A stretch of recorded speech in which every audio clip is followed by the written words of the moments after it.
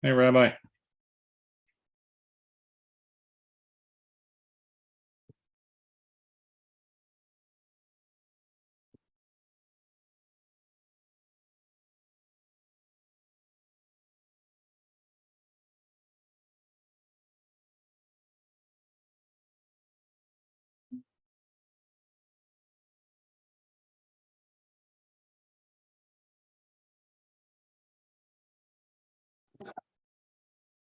Hey, Rabbi. Hey, just so you know, Elliot and I have I sent the email. We had a death in the synagogue, so Yeah. I have a Shiva minute at 7 and Glastonbury on Thursday. Yep. Yeah, he let me know. Yeah, so Thanks for that. I mean, sorry to hear that. I mean, yeah, I don't know. Elliot and I are probably the only one from the group going, but That's Rabbi. I mean, I could come after, but it probably won't be till 8:15 at least. So. Yeah. Well, we'll see who shows up. You see him? You can wave. Hey, who's there? It's Mommy. Should we show Rabbi his guitar? Yeah. Oh, what guitar? Oh, my guitar? They've done some work. Oh, the boys did work on it? They helped Daddy. So Oh, they did. Oh, wow. I'm Mhm. so grateful. you say hi to Rabbi? Hello. Alexander's having a little bit of a recovery moment. He was just having a temper tantrum and was sent to his room. Oh, really? What happened? Were you having a temper tantrum? Yeah, you don't want to talk about it? That happens at his age? Oh, yes. As soon as you look at this. It really happens? Oh.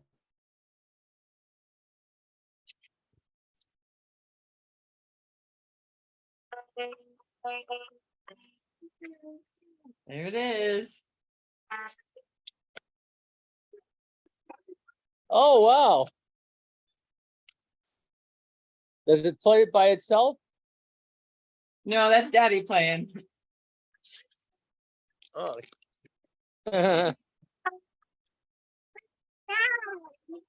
Wow. Thank you. A little new wiring on the inside. Oh, so what did it need in there? So at some point the wiring to the battery had gotten pulled too short. Somebody replaced it, and just over time it's had a long life. So I replaced it with a much longer piece of cord, so that you don't have to futz with it when you're going to change the battery. Oh, really? Oh, okay, yeah. You've got At first I thought, Scott, it was the battery that was the problem. no, battery was full strength. And I needed some rewiring. So it's good now. I don't know anyone that could have figured it out. Thank you so much for figuring it out. No worries. So we'll get it to you sooner or later. Okay, well, I guess you can drop it off Thursday. Is it still on for Thursday when you discussed with Elliot? I don't know if Jimmy's going to the Minion tonight.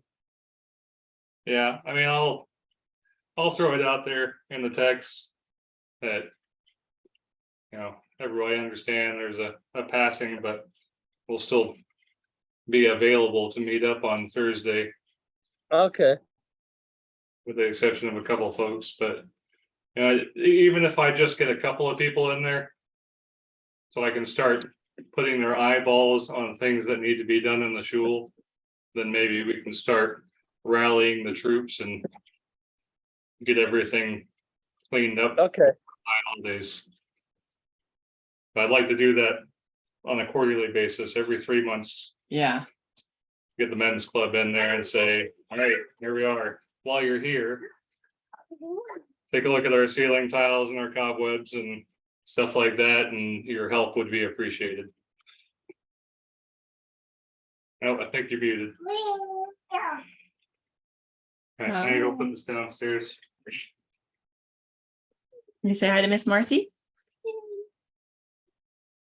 He's pouting still. Oh, uh-oh. He had a temper tantrum and got sent to his room, so he's Oh, no. he has a pineapple clip for your hair, huh? Oh, Let's fix it. There you go. Welcome. Let me jump on there and turn the Yeah. turn the clock off. Sorry, I'm still logged in to work. Pineapple, pineapple. Yeah. All right, pineapple? pineapple. That's good. It didn't take any new pictures in the last 14 minutes. So God was shining down. That's all right. Come on, down. Come on, kids, with me. You need to help me check the printer. Okay. Go, Kyle, come on. Here. Help me check the printer. Let me get it working. No, all right.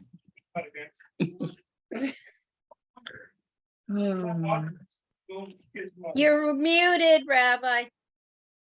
Marion. Okay, everyone, so welcome. We have a big night tonight. We got this, we got Talmud, we got Robbie. So I know Robbie's excited to give a class here. First of a few maybe, so we'll see. We'll see how you guys like him. He's a great guy, really brilliant guy. Teacher, taught at JTS, AJR, number of rabbinic academies. So we'll see how it goes, how we understand better about Torah reading. Hopefully, maybe we'll get some more people involved. I with was reading gonna from the say, Torah. I hope you could get, I hope we have some people on. Well, I told them honestly about what to expect, so I didn't overdo it. So Okay. okay, so You're muted again. Why does it do that? Oh, that's funny. okay, I don't know why it does it. I don't know. The phone has a mind of its own. I got some problems with these Apple phones sometimes. Sometimes I'm listening to a phone in the car and it goes on, it goes off, it goes on. It feels like it's haunted. You know what? Well, anyway, so I want to talk about. We're going to be emphasizing this in the next few weeks at the Kabbalah class about the Shema prayer. I think we really have to understand the Shema better. I think many people, as I pointed out on Shabbat when I gave that little talk about the Shema, the prayer of the week, I think a lot of people liked what I gave a little commentary on what the Shema stands for. So we're going to spend some more time on it, not only because it was in last week's Torah portion, but because I think it's important because it's the last prayer we say before we pass from this world. So and we say in the morning and when we go to sleep at night, it's so important to say this prayer. There's a lot of this prayer, as mentioned on page number 195, because in it we have a lot of the key commandments. So we have the Shema, Vahaya, and Vayomer. Vayomer is the one, the tzitzit one that was the maftir for my bar mitzvah portion. The mitzvah of tzitzit applies in the daytime, so not at night.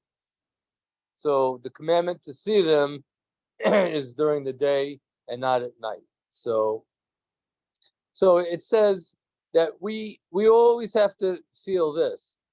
Maskirin Yetziat Mitzrayim B'leilot. It reminds me of Passover coming up. We mentioned the Exodus from Egypt at night by saying even the third passage of Shema. Well, the main topic of that passage is tzitzit. We say it at night because it mentions the Exodus from Egypt. So let's see. Elazar said, I'm like a 70-year-old man. So I'm actually old. I appear like an old man. He's not old, but he appeared that way. Why?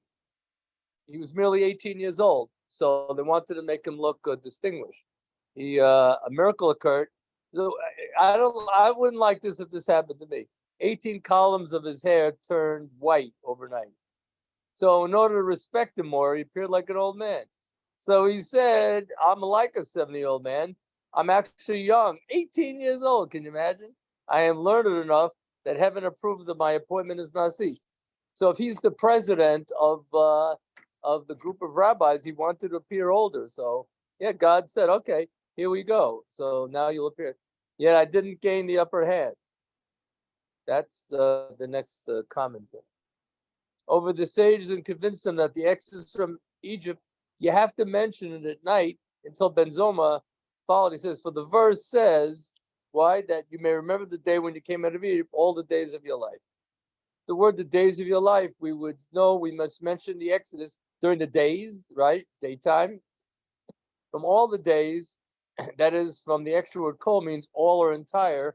What do we learn from this? We're learning we must mention it during the night. That's page 196. Ben Zoma expounded the law of the day of Elazar ben Azariah was appointed. Ben Zoma expounds the word entire rather than all. He learns we must mention the Exodus, both parts of the day, daytime and nighttime. So, as I pointed out last week, we have to do it day and night. It's important that we do it before we go to bed at night, or we just say it silently to ourselves, or we do it in the morning when we have the time frame to do it up until like 10 a.m. The sages say from the words, the days of your life, we know that we must mention the Exodus from Egypt in this world, what the world is referring to before the coming of the Messiah.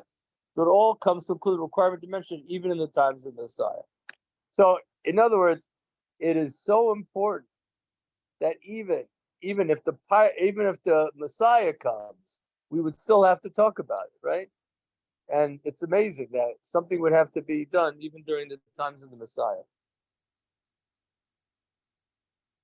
The Gemara cites a brisa teaching that constitutes a discussion between Zoma and the sages. Brisa taught that Zoma asked the sages, who said that the word all, he's saying, who said it's including the times of the Messiah? Will we indeed mention the Exodus from Egypt in the times of the Messiah? Why? It has already been said by the prophet Jeremiah about the times of the Messiah. Behold, days are coming, says God, when people will no longer say, when making note, as God lives, who brought the children of Israel, the land of Egypt, rather as God lives, who brought up back the offspring of the house of Israel from the land of the north and from all the lands that had dispersed. This is from Jeremiah.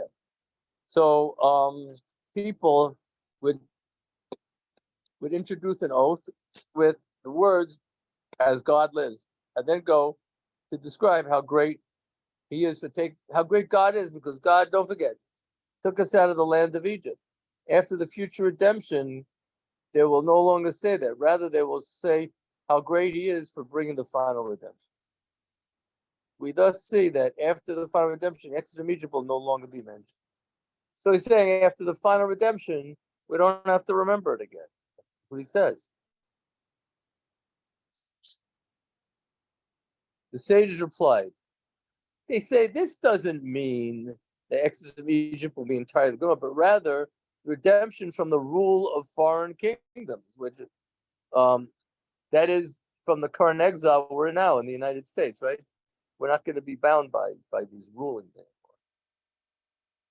Will become the main focus, and the Exodus from Egypt will be secondary. To support it, the sages cite another verse. Shall no longer, where it's clear the meaning is the first matter will not be totally ignored. Similarly, you should say about the verse, your name shall no longer be called Yaakov, but Israel shall be your name. So this doesn't mean it's saying that Jacob will be ignored, since God himself refers to him as Jacob. Rather, it means that the name Israel is now his main name and the name Yaakov is secondary. So we're called the children of Israel, right? We're Sar El. We're like messengers of God, soldiers of God. Sages now support the opinion that the redemption will not cause the Exodus from Egypt to be forgotten. Similarly, it says 197, the times of the Messiah do not recall former events and do not ponder earlier events. That's Isaiah the prophet. When it says do not recall former events, this refers to the previous redemption from the rule of foreign kingdoms. Well, in other words, the redemption from the rule of Babylonia, Media, and Greece. And when it says and do not ponder earlier events. This refers to the Exodus from Egypt. I'm The coming, verse Lord. implies okay, this verse implies that while the redemptions from other times of foreign rule will not be called at the time of the Messiah, the Exodus from Egypt will be remembered, only not pondered. That is, we will not think deeply into those memories. Its remembrance will continue to a lesser degree. So what's the Maharsha saying? The miracle that we had of being redeemed from the Babylonian, Median, and Greek exiles will no longer be mentioned in the time of the Messiah. Why? Since the Torah didn't require us to remember those redemptions, we'll no longer mention them in the times of the Messiah, when there'll be a far greater salvation. However, we'll always continue to remember the Exodus from Egypt because the Torah has commanded us to remember it. Nevertheless, it will become secondary because the miracles of future redemption will outshine those of the Exodus. So it's going to be so great, we're not going to need to recall it. So Rabbi, does that mean that there won't be a need for like Passover and things like that? Because there'll be Yeah. something new to celebrate. I mean, even though it's on the same day Yeah. or It's interesting, yeah, because some people say that we only have to celebrate Purim. oh, really? There's some sages that say in the Talmud that that all holidays will be not obligated to celebrate except for Purim. So. It's interesting to think of that because humans seem so attached to some of their traditions that it might seem hard to let go of some of that. Yeah, but it'll be a whole new consciousness, the Yeah. messianic consciousness. It'll be a whole new world, right? Mm. It's hard to even imagine, Deanna, what it will be like in the times of the Messiah, right? Right. So, yeah, it's a good point. I mean, we always love our holidays, right? That family revolves around the holidays. Right.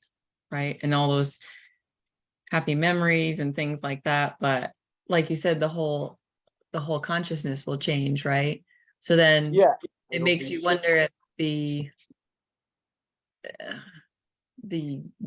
non-believers do they just disappear or do they attain consciousness, the messianic consciousness as well?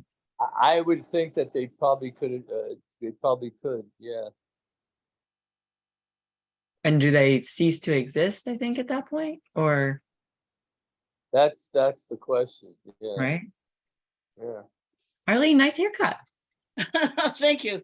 A little shorter than Arlene. I wanted, but summer, so It's the summer look. Yeah, you got to keep Yeah. it cool. yep. Oh, Can we good get look. Arlene's take on that? What she thinks might be possible?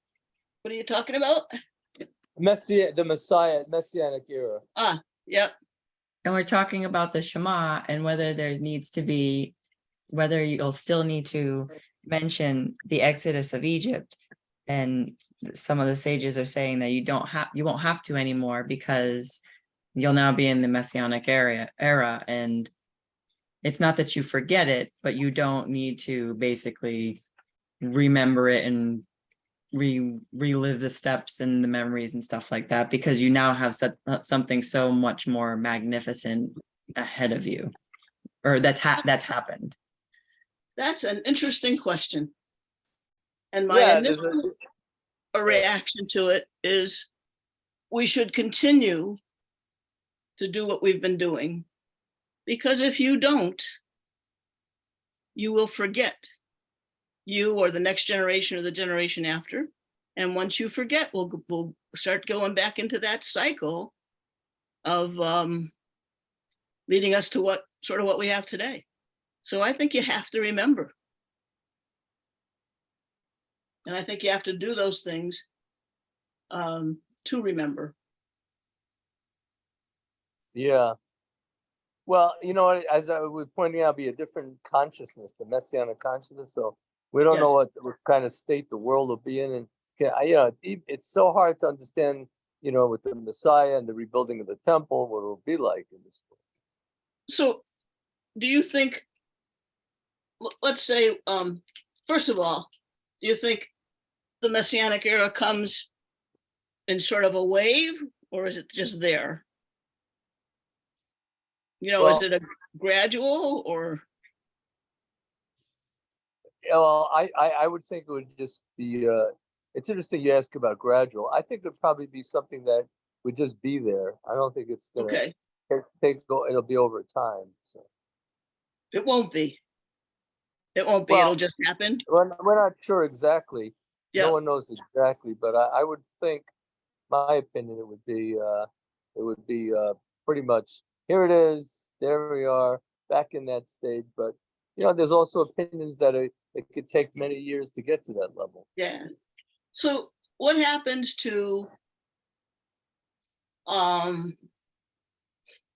people who are not with the program, so to speak? That's what I asked too. I said, what the non-believers, as they used to Yeah, say. right. Well, there's two opinions. The non-believers will then again be believers once they see what's happening. Okay. And Okay. the other opinion is they don't deserve to be part of the Messianic. Ah, If You you know, didn't live your life and you didn't live your life properly, then you wouldn't be worthy. But, you know, I like the more lenient view. I'd like to believe that, you know, everyone that tries in life to lead a different life, a good life, I would think that everyone should be entitled to benefit from the Messianic era. people who lead a good life. But Yeah, but those who don't, if they're really bad, and you yeah, know, and you know, don't forget, God has a good sense of compassion and Right. forgiveness. So we have to remember that. So Yeah.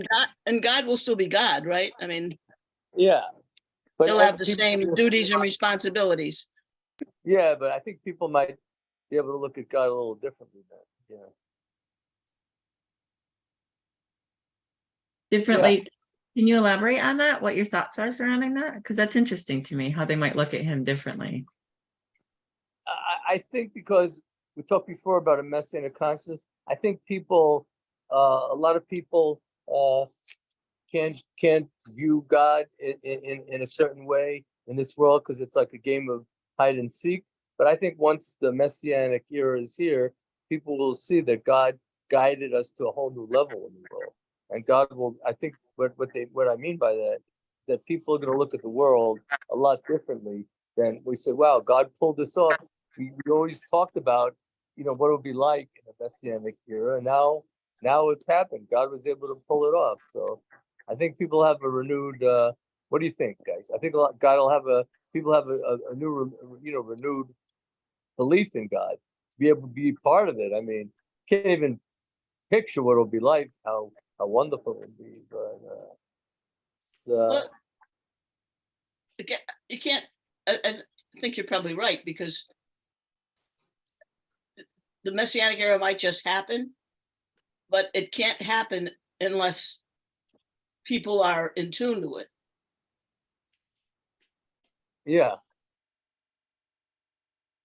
Yeah, I think, well, what I like about study groups, about tonight's thing, and especially we have a guest lecturer, I like the fact that we are going out of our way Friday night, Saturday, Tuesday, special programs, holidays. I just like to think that we're going the extra mile. You know what, Arlene? I like to Right. think we're going the extra mile to try to understand. I think there's a reward. I got to think that there's a reward for people who are trying to seek ways to understand God. Well, other people might be at the Barbie movie tonight, right? I mean, they might be going to that movie tonight, right? And there are people that say, okay, let's cancel class because we're having a Barbie party, whatever. I mean, superficial movies and stuff. Might be people that say, hey, I'm getting a high from that. I'm getting closer to God. But I mean, you can find messages in movies, of course. Many messages are found in movies, as well as we know in the Talmud. You know, when we look deeper and try to understand the folk tales like we're doing now, they're God. But I'm just saying that we have been going the extra mile over here for 16 years, trying to understand the will of God. First starting out with Talmud, then going to talking Hebrew, then going over to Aggadah because we liked it, then going over to different books of wisdom, and going to Kabbalah to try to understand the deeper messages of God. And Friday night, trying to learn, as I started this week, new prayers, having a new understanding. I just think, guys, Sharon, what do you think that if we're going the extra mile, trying to better understand the world of God, that we probably have a better understanding of the Messianic era and more appreciation. What do you think of that, Chad? A more appreciation of I don't know if I can answer that because I chose theater over Talmud last Tuesday night. Well, that's only a one-time thing. You don't do it on a continual No. basis. I mean, And to I be love honest theater with too. you, the theater that I went to, I wish I had been in Talmud class. Well, I'm sorry to hear that. But no, I just find that I'm more at peace. When I used to attend every Saturday morning and every Friday night during the pandemic, I mean, I was religious about it. And that was before I came to Talmud class. And there was just a certain peace about me. I felt very connected to God. I always feel connected to God. So, but it was a different type of connection. It was a deeper spiritual connection to God. And then I fell away from it as the pandemic started to loosen and we were able to do more things on the weekends. I fell away from going every Friday night and Saturday. And I find that there's a restlessness about me. Interesting. And I'm thinking to myself, I should really go back to what I was doing during the pandemic because I was more at peace with myself. Yeah. And that's the truth. I'm not just saying it, just to blab on about it. It has happened to me. I feel basically the same way. Since I've been studying with you, Rabbi, and the different opportunities for classes, some of which I've taken advantage of and others that I haven't. I'll be a winter student in some of those classes, but it's a feeling I have of a deeper connection maybe to my faith and to God. It's just a good feeling, and it's made subtle, I think, changes in my life that I feel, that I see. I don't know if anyone else does, but it's a good feeling. Doing this gives me a good feeling. Yeah. And I think it's nice. It's also nice to be able to talk with, I'll say, like-minded people, not because we all express the same opinions, but because we can express different opinions. And that just deepens, for me, that just deepens the learning, because you have to know different opinions. You know what they say? It doesn't quite apply here, but I've always heard people say, know your enemy. So you have to know what the other side of the coin is, because sometimes you change. Sometimes you think about it and you say, oh, I never thought about that. And you either change or you incorporate it into your own thoughts. But it's a great, great feeling. And I think, Arlene, tapping onto that and tapping into that is that one of the likenesses I think that really flows through all of us is that we're not judgmental and we're not opinionated. You can express an opinion without being opinionated. And I think that's what happens in our group. Yes. Like when I was really angry about that whole Isaiah thing, nobody judged me about that. It just, I was very hurt and very upset. And everybody was very, really trying to comfort me. And that meant the world to me, because in another group setting, that may not have happened. Right. I might have been admonished. I might have been people being critical of me. It just doesn't happen. And I've been in the Talmud class long enough now. It's been a year and a half that I still have that sense of being in the class. Well, And this it's a- class as well, by the way, not just Talmud. well, I think it's a nice group of people, and I think there's a beautiful energy of studying together. But just to point out something about what you said about the show, when I was in Israel and studying in the yeshiva, they said no TVs, no music, no shows. So you know what? It says Ivdu et Hashem b'simcha. Big part of our teaching is we have to serve God with joy. But when I didn't have any of those things, Sharon, it's like all of a sudden it's like, oh, the stuff is taken away. But when Arlene plays golf almost every day, that's nice outside. Well, you go out to nature and you see God's in the trees. As it said, if you can find God anywhere, you go into a show, or like you went, Sharon. You're hearing music. Well, the music is uplifting your soul. Everything is created by God for a reason. So you go into a show, it's uplifting you. You feel good. Say you do a good deed after, and you feel good about yourself, and you do something good for other people because you feel good about yourself. So I don't think that sports and shows and all this stuff is necessary, have to be taken out of your life. And TVs, like when I was in Israel, no TVs. I don't. If you want to live like that, fine. If that's what. But I just think that I enjoy life better that when I can glean things and bring joy to my soul from different things that I do. I mean, yeah. So I like music and all that, and we have songs on Friday night, but we also we take secular songs and we make them holy. I don't think there's anything wrong with that. Some people may disagree with me, but I tell you, living a life without any entertainment, it wasn't something I necessarily really liked. I did miss it. So I'm just saying that I can't say necessarily that this stuff is ultra-Orthodox rabbis would say is evil and you can't waste your time with it. So, I say it's good. You have a better appreciation. And I think that with when Sharon joined the Talmud class, a year and a half you've been here, it's been great to have you. We have more people. I think the more people we have, the more opinions we have, the better we feel about, ourselves. When you were talking before, we can come to each other's defense if needed. We could stand up for each other. But I think that the more people we have, the bigger the group, the better. We started out with a bunch of people. Those people are no longer with us. So we have new people over time. So we've created a different energy, right, Neil? We've lost people that didn't have time for it anymore or didn't have the interest. They thought it was boring, whatever. And good for them.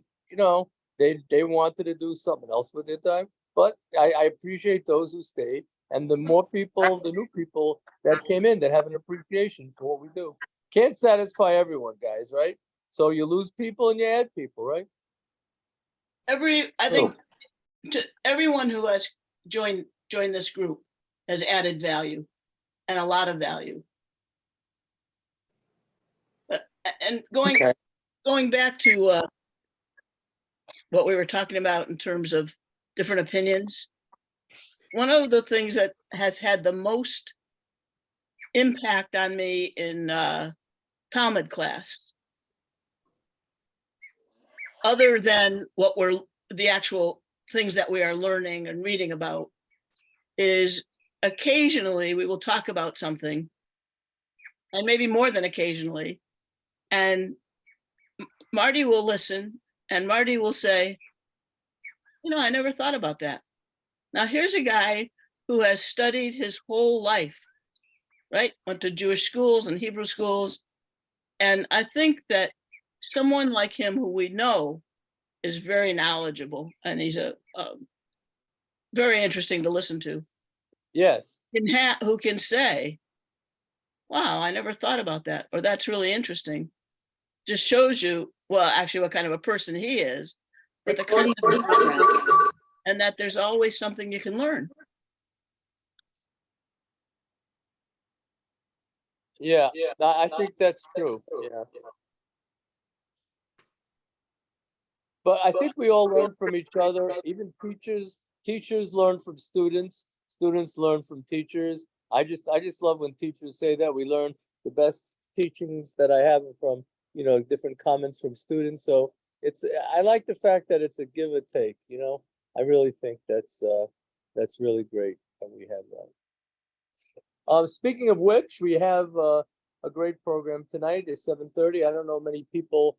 I asked Robbie to give this lecture about Torah reading, and I don't know many people who can hear what he has to say tonight and appreciate more than this group to understand how important it is to try to understand when we sing, as we just talked about before, how important it is to understand the Torah from the notes and try to glean from it what we can about chanting from the Torah. So we have a little time for Talmud. Does everyone have the same page as I'm on? Let me see.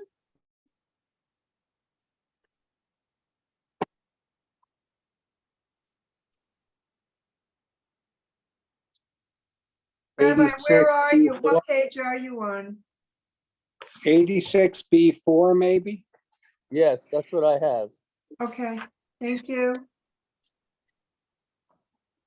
86B4. Does everyone agree? That's where I have my red marker. Me too. That's what I have. I think we just, yeah, we didn't want to do Yes. the last paragraph because it goes on to the next page. Yep, Right. yes. Okay, so we talked before about the angels, Michael, Gabriel, and Raphael. They told the news about bearing a son. One came to heal Abraham, one to overturn Sodom. So each one, each angel had a specific, which I like. I like this Aggadah in Babylonian Talmud, the same as was studied before in Brachot that we're reviewing. So the Gemara is asking on this thing about the angels. Why is it that in regard to the invitation of Abraham, it says that the angel said immediately, do so just as you have said. Neil, you're always the leadoff guy with 14, with 44. Genesis 18:5. Okay. Whereas in regard to the invitation of Lot, it is written. In Genesis 19:3. You got it easy. You want to take another page? Oh, what the hell? That the angels would not agree until 87:81. Until what? What happened? He urged them very much. What? The Gemara answers, what do you urge him? Elazar said this, Mikan Shemitarvin Lakatan. From here we may derive that one may refuse a lesser man, the Ein Misarvin Lagadol, but one may not. You can't refuse a great man. What does this mean, Neil? It is deemed polite to initially refuse the offer of another person. Thus, the Gemara states in Barachos that although if one is offered the honor of leading the prayers, one should demur at first. If the person making the offer is a great man, relatively speaking, then one should accede to his request immediately. What page? I'm sorry, what page are we on? 80, that's 87A1. That's what I okay. got. All right. That makes more sense. I heard it wrong. And I'm like, I'm not here. All right. 87A1. Thank you very much. I apologize. Shame on you. I know. Okay. So Gemara continues. So it says there, what happened with Abraham? That Abraham made this modest offer to the angels. I will fetch a morsel of bread. Where is that, Neil? Where in Genesis is that? Genesis 18:5. So that's the reference point. And then Uktiv El Bakar Ratz Abraham. It's written afterwards that Abraham ran to. Remember, he ran to the cattle and he ran there and he took a calf. Also Genesis 18:7. This is far more than the morsel of bread he promised. Yeah, I'm a Rabbi Elazar. What did Elazar say on this? He said, "Mikan shetzadikim omrim ba'at posim harbe." I love this. Here we derive that famous saying that the righteous say, that is, what do they mean? They say they promise little and they do much. They don't have to promise a lot, but it's the fact that they're doing a lot. But what are the wicked? What do? They say a lot, right? They don't do much. You can say, "Oh, I'm gonna do, I'm gonna do, I'm gonna do, I'm gonna do," and you don't do anything, right? I'm sure we all know people like that in our lives, right? The Gemara is examining this last statement and telling us on this. What it says, Minalan, where do we know that the wicked act this way? Where? Let's look at Ephron. Who is Ephron, if we recall? He's the one who sold the cave of Machpelah to Abraham as a gravesite. Me'ikra Ketiv, initially, towards the beginning of negotiation, it said, if we remember that Torah portion, Eretz arba me'ot shekel b'kesef. Ephron, he replied to Abraham saying, "My Lord, heed me. Land worth 400 silver shekels between me and you. What is it?" He says, "Remember, bury your dead." Also Genesis 23, 14, 15. Abraham had stated that he would not accept the tract as a gift and insisted on paying for it.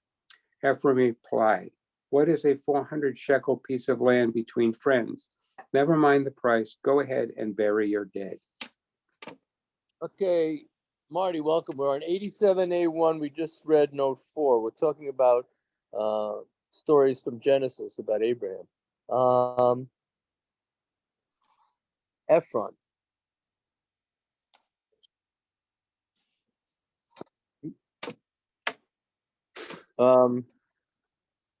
Note 4. I got to get the light on it. It's dark. Okay. Well, Chasof Ketiv. However, Chasof at the end, it's written by Shema Abraham el Ephron. Abraham heeded Ephron. What? Vayishkal Abraham le'Ephron et hakesef asher diber ba'oznei bnei Chet. Abraham weighed out to Ephron the price which he mentioned in the hearing of the children of Chet. Arba me'ot shekel kesef over l'socher. 400 silver shekel is negotiable currency. Also in Genesis verse 16. Oh, that's a short one. Okay. Zelo shekel mine ella kan. As Ephron would not take anything but centaria. A centaria is a coin of extremely large weight, equivalent to 100 manas, or 2,500 ordinary biblical shekels. Abraham thus paid a total of 1 million ordinary shekels for the cave, says Rashi to Barachos. That's a lot of Okay, money. that was Where the heck did he get all that money? What does he do for a living? God made him rich. Would you believe the sell price was so high? That's No. a lot. He was a shepherd who waited for people to come by so he could tell them about monotheism. Oh, really? Okay. But God, it said God made him wealthy. God needed him to have money. He was the founder of our people. It's a good example, of a person that God took care of because of what he did, what he did for God, the founder of our people. From him, Dika Dukta the Karalela Tilka Kantera. Since there is a place where they call a shekel a centenar. Rashi's version of the Gemara, and that in the Choros, reads in the reverse. There is a place where they call a centenar a shekel. Originally, Ephraim had magnanimously told Abram not to worry about the price. In the end, however, he greedily insisted on coins that would be negotiable as shekels in every land. Since there was an obscure place that referred to a centenar as a shekel, he took 400 centenaria. See Rashi. What's the price anyway? Okay. Okay. The Gemara continues its exposition of the verses related to Abraham's hospitality. So what does it say? Kitav Kemach. What does that mean? Abraham and Sarah, remember, they had to make cakes for the guests. Kemach. It's written that first they should make from meal, inferior flour, uktiv solet. And then it writes that they should be made of fine. Solet is fine flour, not just ordinary junk. Genesis 18:6. The verse reads, so Abraham hastened to the tent and Sarah and said, hurry, 3 seahs of meal, fine flour, knead and make cakes. So which, the Gemara is asking, which was it? Amar Rav Yitzchak. Yitzchak said Sarah suggested meal, and Abraham's the one that suggested fine flour. That is, Abraham ran in and told Sarah to prepare 3 seah. Sarah asked him, should they be of meal? Abraham responded, no, fine flour. Torah Chaim, Ein Yaakov, and Eitz Yosef. Okay, that was number 9. Mikan she'ishat Sarah eineha borchim yoter min ish. What do we learn from here? Here we may derive that a woman is stingier than a man towards guests. What? Oh, you don't like that. Okay, think so. I'm not going to get into that one at all. Here we go Since- again. Since you did Come on, not choose ladies. fine, Yeah, yeah, we did it. Unbelievable. Oh my God. moving right along. Since she did not choose fine flour on her own, she deemed less generous than Abraham, who did. Alternatively, it was Abraham who requested meal and Sarah who said she would use fine flour. Abraham knew she was a generous soul, unlike other women, and wished to give her an opportunity to demonstrate her generosity. He thus suggested she prepare an inferior sort of bread for the guests and was immediately given the response he sought. No, she would give them the best. Now, if all women are magnanimous toward their guests, there would be no point in Abraham's doing this. It must be then, as the Gemara states, that most women are stingy with their guests, and so on. Ay, ay, ay. How about they always made their breads from meal? And that's what she was asking. And he said, no, we're going to have Yeah, finer guests, so use the finer stuff. I would and accept that's not that as a being concept. stingy. No, that's being Like to practical, throw in- or it's being, With a little sarcasm, this must have been written by a man. I was just gonna say, Thank It you, is- Arlene. It is written by a man. Of course it is. Women didn't know how to write, right, Rabbi? Oh, well, then they weren't educated like they are now. right. Okay. Of course, you said, I think, Marty, if I'm not quoting you, but summarizing what you said correctly, you have explained to me that women were in charge of the house. So That's true. why wouldn't she make that decision? See, Abraham was known for his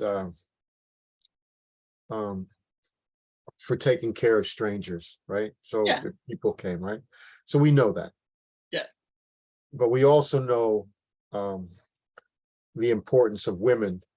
And in fact, women are we on Friday night we say Ishachayil. Eishes Chayil, woman of valor. And in traditional homes, the husband sings that to his wife, and shares with her the fact that she's a woman of valor.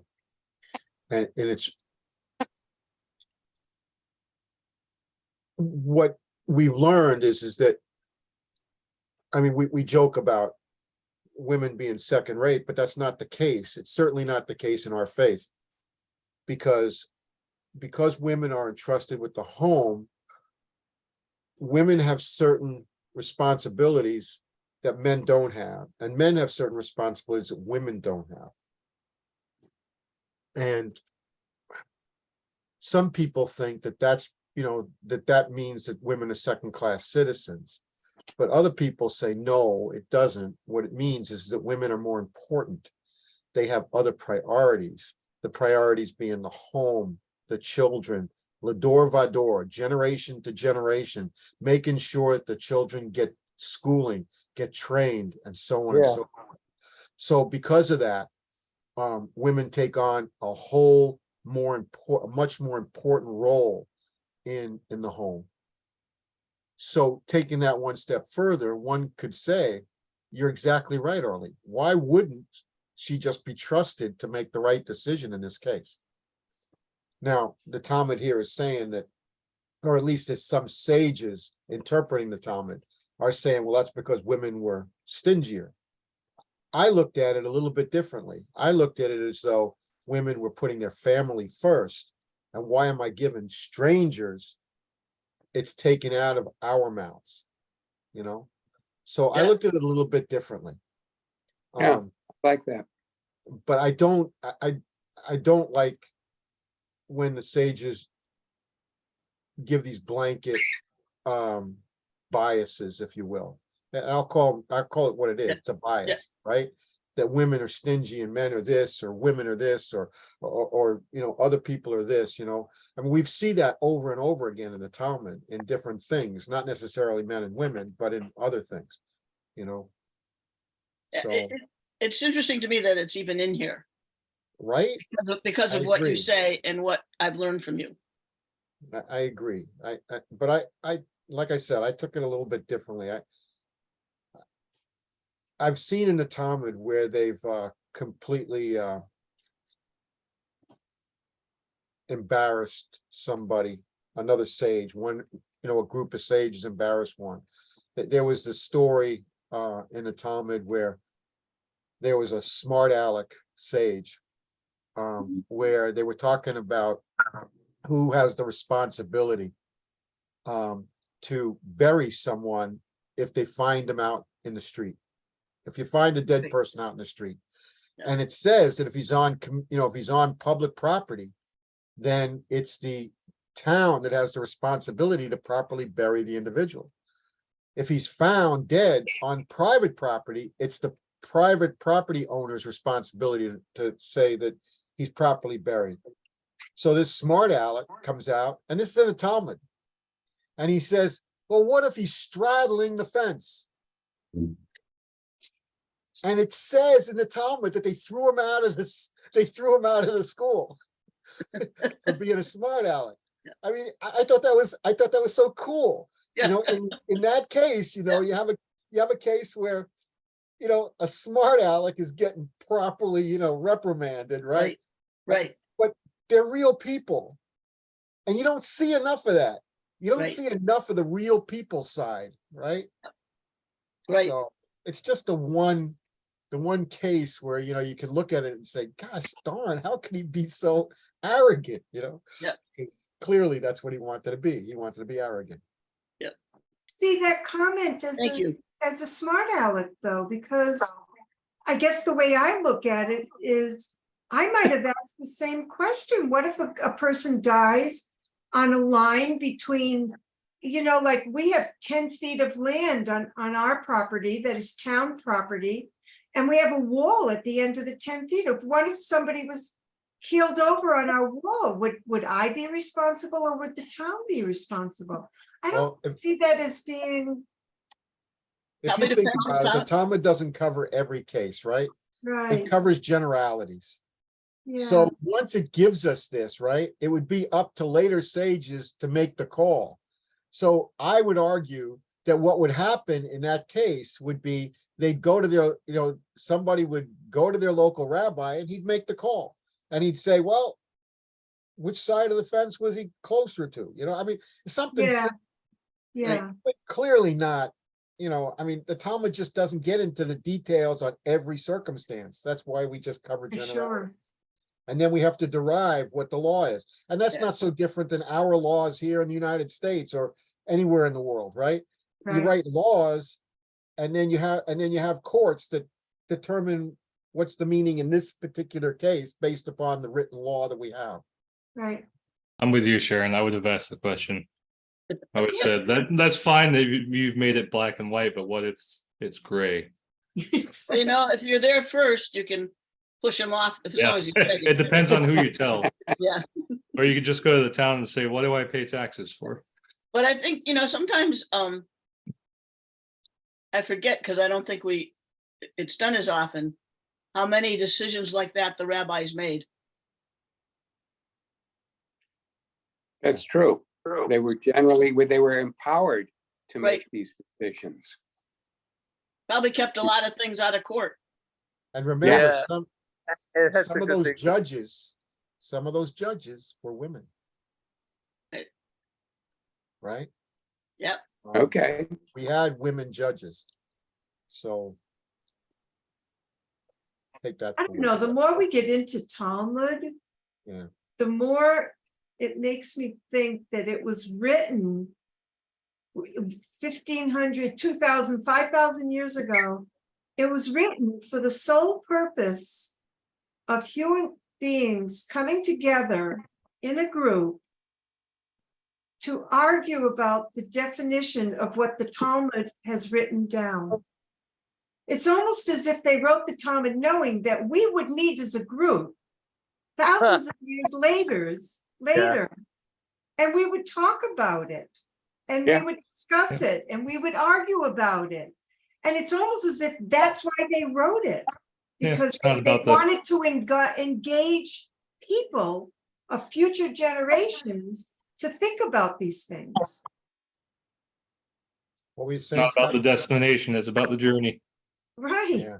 But if you think about it too, if they hadn't eventually written all this down, you know, like where would we be today? There'd be so much more discussion, and there's so many more generations would have passed. And so it's a good thing is that it was written down and that you get a chance to discuss it. Well, Yeah. the interesting thing is that it's being argued in front of us, right? Right, I mean, we're reading the arguments. right, We're reading the case law books. We're not reading the answers, right? The answers are in the Shulchan Aruch. That's in the Code of Jewish Law. You know, but that didn't happen until the 1500s when Joseph Cairo wrote it down in Egypt, right? So he took all of this and came up with a book of actual laws that we could use today. But did I get that right, Rabbi? Yeah, got it right, man. So, you know, I mean, he wrote it down and he wrote it down with a Sephardi slant. And then Right. later on, another person took the Shulchan Aruch and wrote it with more of an Ashkenazi slant. Yeah, the Because Ramah. back when this was all being done, it was all in Babylonia. We were all exiled between the year 100 and 500 thereabouts. But even that, some of these sages that we've been reading about came long before that. Hillel was before that. You know, Shammai was before that. But how does it argue it? It doesn't say it was Hillel and Shammai. It says Beit Hillel and Beit Shammai. They're schools. They're schools of thought. The way they think, you know, the way they derive information. It's fun. yeah, absolutely. So where are we? That was the commentary on note 10. Okay. Yep. The Gemara continues. Okay, back to Abraham and Sarah. It is written that Abraham asked Sarah a question. He said, a command more like it, Lushi, God, knead Lushi and make cake. 11. Genesis 18:6. Back to Bereshit, okay? But when Abraham served the angels, what did it say? What did he do? He took cream and milk and the calf which he had prepared and placed these before them. 12. Hold it. That's milk and meat simultaneously. That's before they had a law about having it together. Okay, that was the question. All right. So Thank number you, 12. because I was thinking the same thing. Well, as long as they didn't eat them at the same time. Yeah, Ibid, that could be. Genesis verse 8. Or Don't forget, we 8. didn't get that look left to Sinai. Okay, the That's evil right. left lo it le kamayu. However, he didn't bring the bread cake before them. So it's saying the Talmud asks, why did Abraham withhold the bread? What's going on? Gemara says, Amar Ephraim Shel Talmido Shel Rabbi Meir Mishmaya the Rav Meir. Rav Meir Maksa. Ephraim Maksa, the one who raises objections. Alternatively, the gourd watchman, Rashi cited by, etc. Okay. Here's the student of Rav Meir. And in the name of Rav Meir, Avram Avinu Ochel Chulin B'Tahara Hayef. Our forefather Abraham was someone who ate even his ordinary food in the state. Look how holy he was. He ate regular food in the state of Tahara. In general, consecrated foods, that is sacrifices, teruma, may not be eaten if they become tamai, contaminated. However, ordinary unconsecrated food is not legally subject to this restriction and may be eaten even if contaminated. Nevertheless, many pious people conducted themselves stringently in this regard and did not eat even ordinary food unless it was tahor. The Gemara asserts here that Abraham practiced the stringency. Okay, so why did he withhold the bread? Was it contaminated? Wasn't Yeah, maybe hang on. consecrated. Keep Was it reading, consecrated? troops. Okay, Hang on, we're gonna find out. So, Sarah Imenu, Sarah mother, Oto Hayom Pirsanida. What happened that very day? Sarah began menstruating. What happened? And thereby became tamei. So now she's impure. This made the bread she's preparing tamei impure, as well as unfit for Abraham's table. 15. Although he could still have served the bread to his guests who were not bound by the stringency, this would have created another problem. When Abraham was not serving the guests, he was eating with them to make them feel comfortable. It would have been improper for Abraham to purposely eat a different bread than they were eating. Okay. so this was goes different. back to the question we raised earlier. Okay, so earlier we said we didn't have the laws yet, so we couldn't, we could mix milk with meat, but we had laws of tahor, we had laws of tamei. I thought that our forefathers knew the laws of the Torah already, and I thought that they followed them, even though they weren't. We didn't receive them until Sinai. They already knew, and that's why they made certain choices that they made. So if that's the case, they're Right, still mixing yes, milk with meat. Right. Yeah. Yeah. There's You're right. certain Smart. There is consistency. that, right. There is that thought that everyone they supposedly knew everything in advance and they kept it. What I find a little bit, it bothers me, is that so many What? places where they say that a woman is impure if she's menstruating, when if you really think about it physically, menstruating is cleansing the woman's body, is shedding the woman's body to prepare her for the next month's ability to have childbirth. And yet they say that when she's menstruating, she's impure. And I think it's just the opposite. I think it's purifying a woman's body to be shedding the impurities out of her body. And that's why we bleed. But that I would don't be know why they call that a woman is impure. because she's in the process. When she's done, she is now clean. But in the process, not necessarily true. But what did they know at that time? Well, that's always a good question. Yeah. What do they know? And if I can it seems like in those times it would be, you would think of it as dirty, Yeah, just because of the way of the lack of things you had to take care of yourself with. That's true. Probably. So it probably wasn't until much later. But who knows?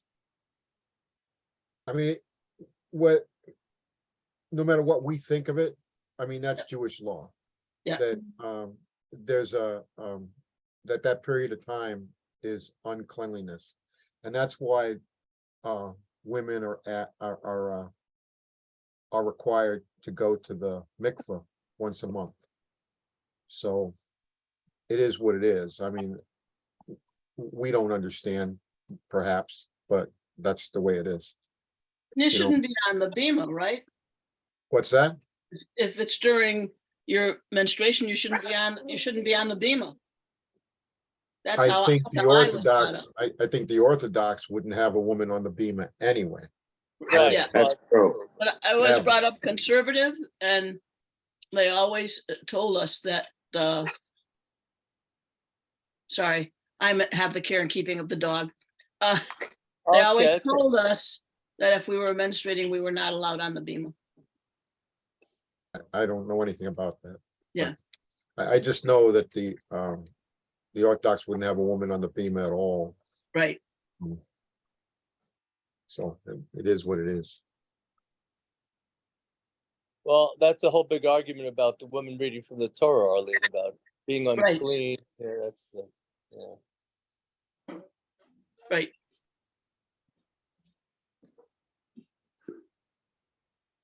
So I still don't understand why women can't be, as long as we're going down this path. I Yeah. still don't understand why women can't be, become rabbis. I can understand if you told me that they can't read Torah when they're tumming. I got that. I understand if you told me that they can't make the minyan. I got that. When Rabbi Weiss did the first Orthodox rabbi, woman rabbi, she understood that she couldn't make the minyan.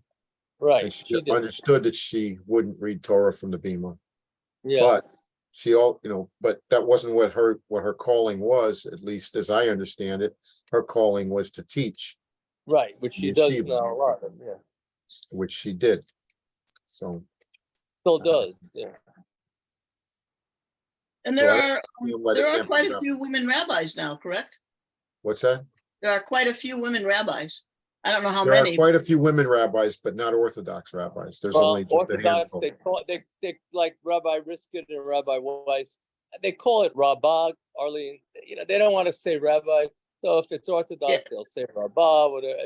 It's more and more people are coming to this term that Orthodox congregation should have a woman leader in there and be able to decide certain laws, at least I know in Young Israel, West Hartford, they have that, where women can decide laws for women, and she gives classes over there for men and women. So it's a lot different than when Marty and I grew up. Women weren't accepted When on any the of us bima. do.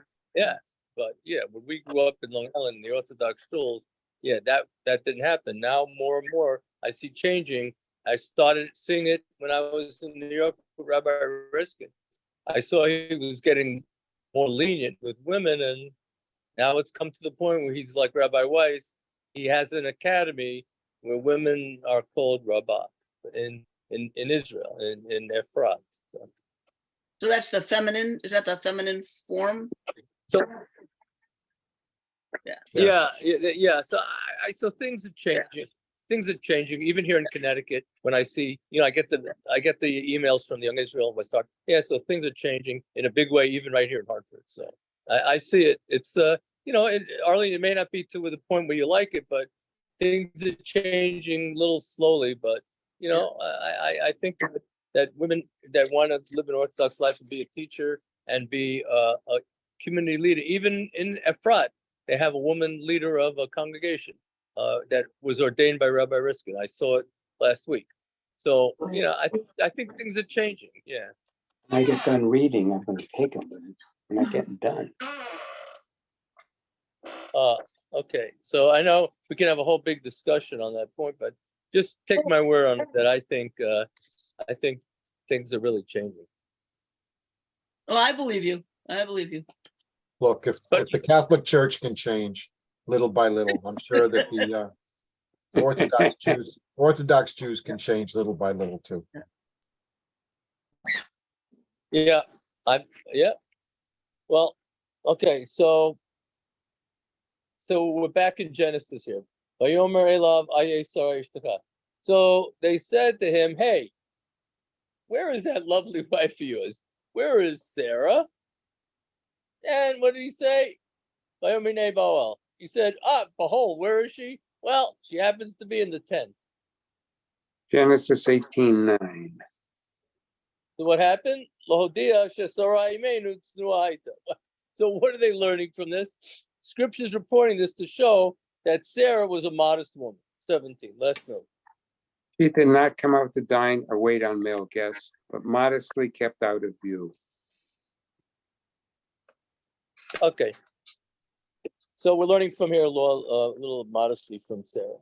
Okay. Rav Yehuda not Marav. Yehuda said in the name of Rav, Eitema Rabbi Yitzhak. And some says Yitzhak that said, Yudim Hayumal Malachei Ashari. Here we go from the Shalom Aleichem. The ministering angels, what do they know? Shesarai Menu Bohel Haita. They knew, these angels, they knew, couldn't hide it from them, 8782, that our mother Sarah, hey, you can't fool us, you can keep her in the tent, but we know she's in there. Elamai Bohel. But why then did they prompt Abraham to tell him she was in the tent then? 18, who wants to continue? I'll do it. Arlene? Okay, Arlene, you're up. 18 is hates Joseph. Okay, that's a commentary. Today, al bala. So why did they do it? In order to endear, they wanted to endear her to her husband. By inquiring as to Sarah's whereabouts, the angels implied that in all other homes in which they had dined, the lady of the house was visible. They thus indicated that Sarah was more modest than other women, according to Rashi. It is human nature that one does not appreciate a gift that he has in common with others as much as something that only he possesses. Abraham's appreciation of Sarah's modesty was thus heightened by the knowledge that other wives were not as modest as she. Even though Abraham and Sarah were both well on in years, and even though they were both exceedingly saintly and solicitous of each other's feelings, there was nevertheless a need to endear the wife to her husband. We learn from this the far-reaching significance of domestic tranquility and harmony, according to Rav Chaim and others. Wow, interesting. Okay. Oh, it's interesting. Yeah, but endearing. Yeah. You know what, the Talmud's telling us how important it is. You know, these days when the divorce rate is high, it's telling us that, you know, the whole essence of Judaism is that we have peace in the house, right? That we should have harmony and tranquility. They say that's the ideal way we should have in the house. So that's why they're giving this lesson here, how important it is to have shalom bias, as they say. But I think it also says that it's important to sort of renew that, you know, like to let it become, just sort of slip along and become that. So it's a reminder of affection and how close you are. That's my. Okay. Oh, that's good. Yeah. Rabbi Yossi Barabi Chanina Amar. So Rabbi Yossi Sanchina says, Kadesh lahashker la kosho bracha. So he's saying in order, what he say this, in order to send to the cup of blessing, cup of wine over which Birchat HaMazon was recited. What does that mean? The Gemara in Barachos 51b states that the woman of the house should be given to drink from the cup over which Birchas Hamazon was recited, for she is blessed by tasting from it, according to Maharasha. Is that before or after? Rabbi? I assume after. Yeah. The it woman was of the house should be given to drink from the cup over which the Birkat Hamazon was recited. Yeah. Was recited, so it's past, I think. So It's it's after the blessing. after it, she should after it she should enjoy it. Yeah, because she should be blessed from it. Yeah, give the blessing to wife. Tanuj Mishum Rabbi Yossi. Bryce was taught the name of Yossi. It says Lama Nakod al. Why are they Oy Sheb Alav? Why the letters Aleph Yud Dud Dalet? So why in the Torah scroll are there dots? You know the dots over. We're gonna have this soon with Robbie. Okay, dots on the letter. The letters Aleph, Yud, Tav of the word Elav. So if you look at the Torah, you'll see that there's dots there. So what does that mean, Arlene? 21. There are several places in a Torah scroll where a dot appears above a letter. In our verse, the Maru Elen I Ya Shara Ish Toch, they said to him, "Where is Sarah your wife?" The word Elah to him has 3 dots above it. A dot over the Aleph, a dot over the Yud, and a dot over the Vav. The dotted letters, Alpha, Yad, and Vav, form a word. Avo, the Hebrew is very hard to read, it's so small, Yeah, which is equivalent to where or where is he? yeah. Ayo, where is he? So that's what it's saying there. That's what the letters are. So Limda Torah Derech Eretz. So what is the Torah teaching us? They're teaching us about manners here. She Yisrael Adam be'achsanya Shalom.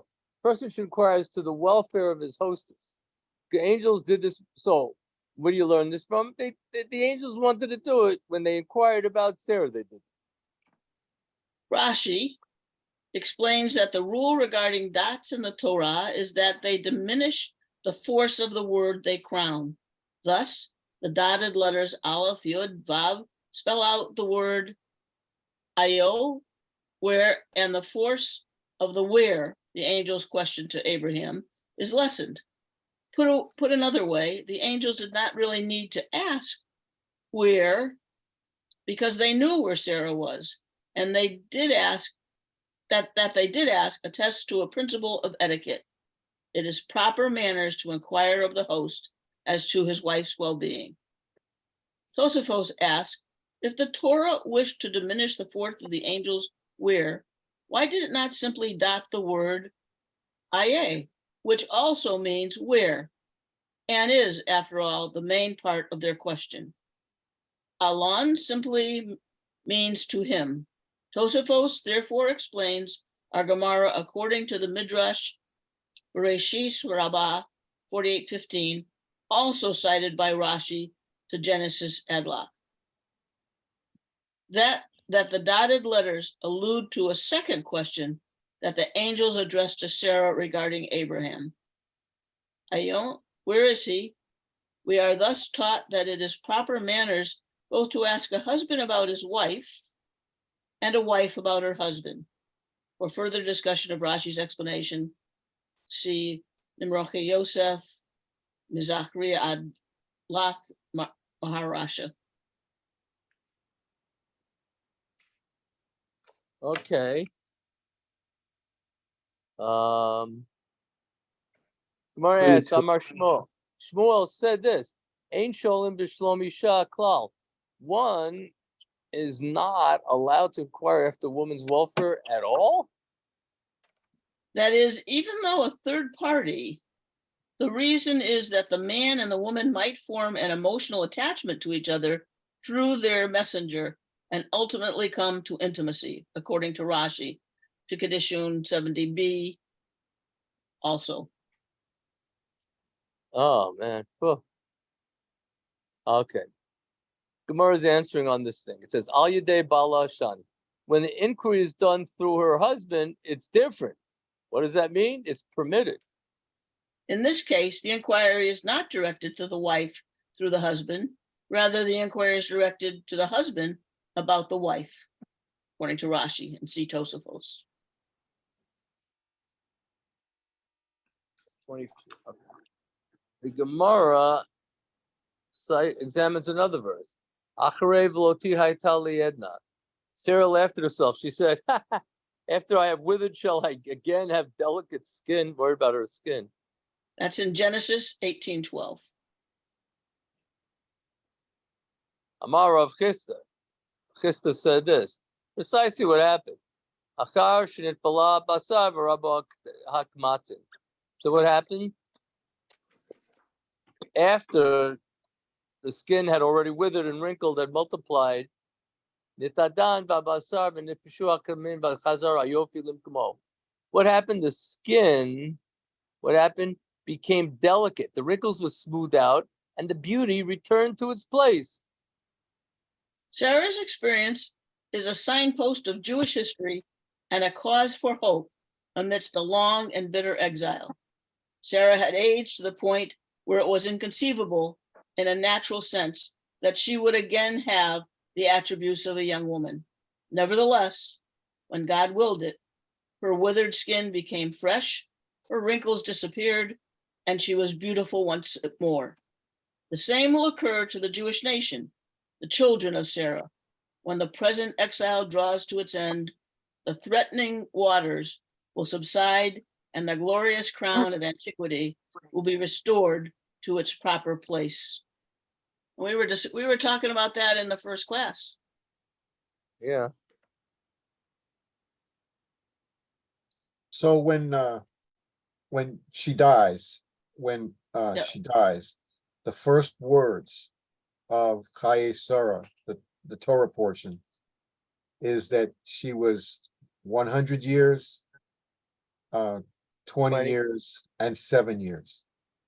So we know that she was 90 when Isaac was born.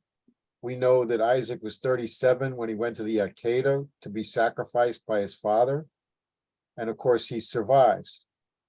She passes away thinking that her son is to be slaughtered, is to be offered as a sacrifice. So the question is why does the Torah say 100 years, 20 years, and 7 years? Why not just say 127? And Rashi has a really beautiful thing. He says she was as wise, as experienced as a 100-year-old person. She was as beautiful as a 20-year-old person, and she was as pure as a 7-year-old. Wow. Okay. It's one of my That is- favorite passages. Yeah.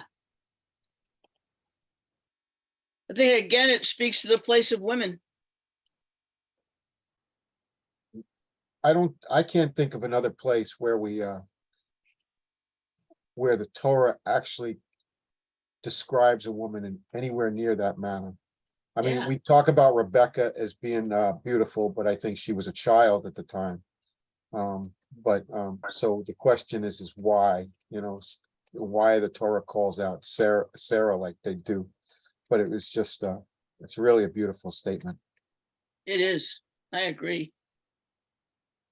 That's the beautiful thing, Marty. I think that's really nice about when it goes into why 127, that Sarah was really special. And, according to some tradition, she was one of the most beautiful women in the ever, written about in the Bible. So she had this beauty, and that's what's the comment that you just brought up was.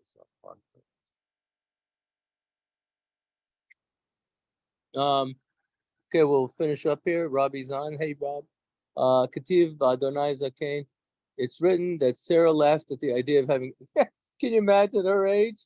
She said, "Hey, look at me. My husband is old. 27." Arlene, where was that? In Genesis 18:12. So it said that in the Torah. It says, "Uchtiv v'ani zakanti," and it's written that God tells Abraham she had said, "Hey, and I have grown old." And also in Genesis 18:13. So I have grown old. Delo motiv HaKadosh Baruch Hu, the Gamra Ihi. That is, the Holy One, blessed is He, did not give over her words as she herself had said. 29. Yeah. Sarah laughed skeptically at the prospect of having children because of two combined reasons. Both she and her husband were very old. Perhaps if only one of them were old, the idea of a child might not seem to be so bizarre. Since, however, they were both well on in years, the possibility struck her as absurdly remote. When God told Abraham that she had been skeptical only because of her own age, this was a material deviation from what she had actually said. Why did God not report her remark accurately?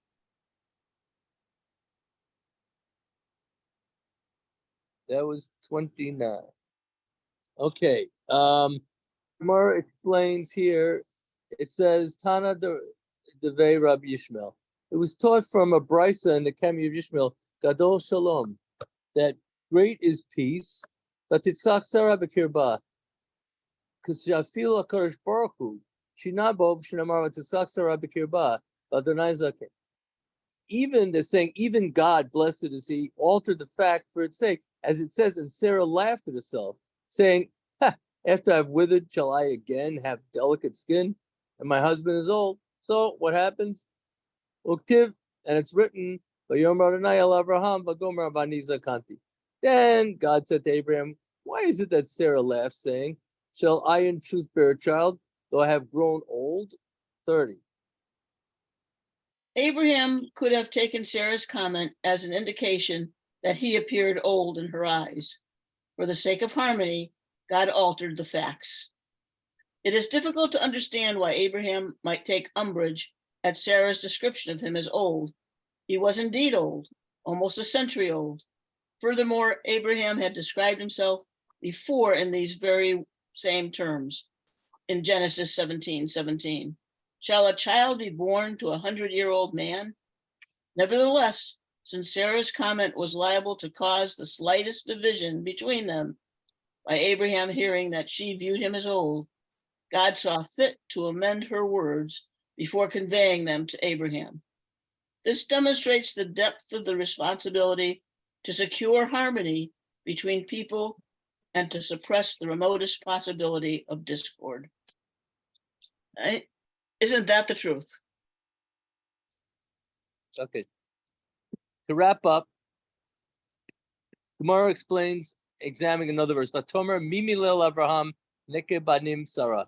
After the birth of Isaac, the verse says, and Sarah said, who could have told Abraham Sarah would nurse children, plural? That's saying, last note on this page. That's in Genesis 21:7. Kama Banim Henika Sarah.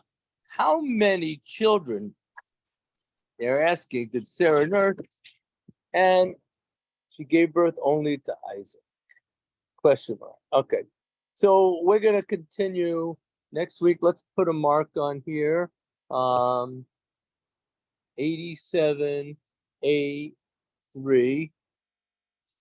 Robbie, welcome from Hoboken, New Jersey.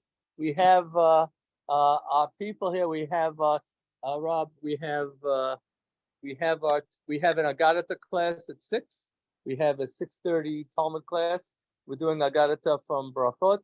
6:30 we do Talmud. We're in Baba Metzia, last book of Schottenstein, page 87, and then at 8 to 8:30 we have our Kabbalah class, and we made a change so we can have your wonderful class tonight at 7:30. So, Rob, why don't you tell people about you so people know your background a little bit, how and why you love teaching so much, and you're just such a great teacher from everyone I've heard that took classes with you. And what's your passion about reading from the Torah? Oh, wonderful. Well, it's so good to see everybody, to meet you all. And it's really a special kavod for me to be invited by my cousin, Rabbi Ken Alter. And And it's really extraordinary how the program of study that you have. So this is every week, all of these topics it's really spectacular. And call it about everybody. So I'm the rabbi of a congregation in Hoboken, New Jersey. I also serve as the rabbi in residence of the Academy for Jewish Religion. And I, from time to time, I teach liturgy both at the Academy for Jewish Religion and the Jewish Theological Seminary. I served on the committees for the Machzor of Conservative Judaism, Machzor Lev Shalom, and the Shabbat and Festival Siddur for Conservative Judaism, the Siddur Lev Shalom, as well as a forthcoming Siddur Lev Shalom for weekdays, which should be out next week. And from my earliest Jewish memories, I just found myself very much connected with Jewish liturgy and Jewish prayer practices, and just became very fascinated about them as the way that they communicate about Jewish tradition and the way that they help us to structure what our relationship with God is like. But that's not so much what we're focusing on today, because when I gave a list of topics that I could be interested in sharing, one about how does the system of Torah trope work sounded like it could be both interesting and useful. I find it to be actually both interesting and useful. It would be helpful for me to get some sense of who is here.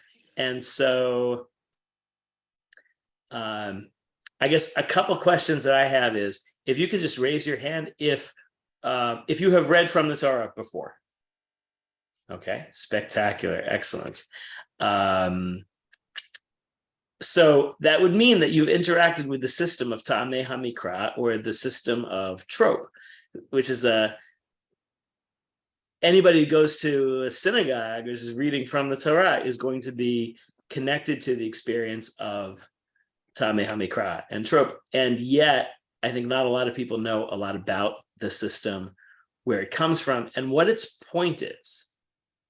Right? Okay, so that's where I guess I'd love for us to get started, but I would also encourage you, if you've got questions or comments along the way, to just share them. You can unmute. I'm going to be sharing my screen for much of this time to just share some slides and some pictures, and also some things to read, and may ask some of you to read these things as they come through.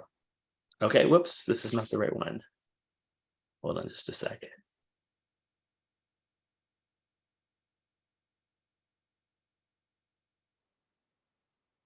Give me just a moment.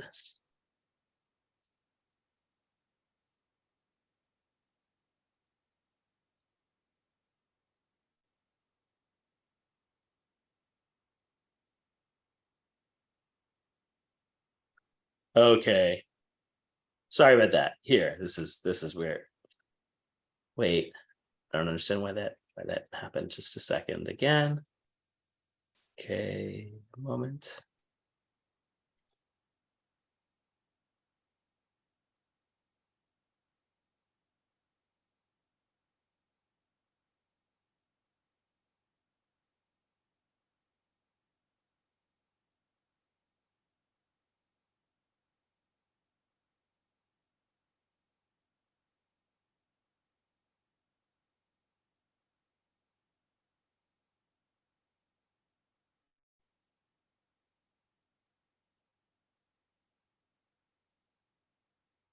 Okay. So now we're actually said this is the one we needed to use. Okay. So if you have experience with reading from the Torah, then you know that in order to prepare to read from the Torah that, of course, doesn't have vowels and doesn't have a punctuation in it, it takes preparation. Usually people are using a tikkun that has columns that are like a photo offset from a Torah scroll, and also columns that have the vowels and the punctuation. And the other thing that the column with the vowels and punctuation have that the Sefer Torah itself does not have is all of these symbols, these curves and right angle and tilde sign and dots in unusual places, and that these are all for the purpose of telling people how to sing the section from the Torah, except that they're also not present in the scroll of the Torah themselves. So somebody who's preparing to read from the Torah needs to memorize them, and that's one of the things that makes Torah reading challenging. So what I would love for us to do is talk about how this came to be, why we do this, and also what we're supposed to learn from these. You've been engaged in study of midrash. It happens that the same rabbis writing midrashim, as well as medieval commentators who are recording and commenting on midrashim, are also often commenting on the trope symbols. They find the trope symbols to function as a means of interpretation of the Torah or of the other books of the Tanakh, of the Hebrew Bible, and we'll learn about how that system works. So I actually would love to start by having somebody read this section from a book by Julius Lester called Love Song Becoming a Jew. I don't know if anybody's seen this book, but Julius Lester is a fascinating person who spent many years as a professor of African American studies at the University of Massachusetts at Amherst.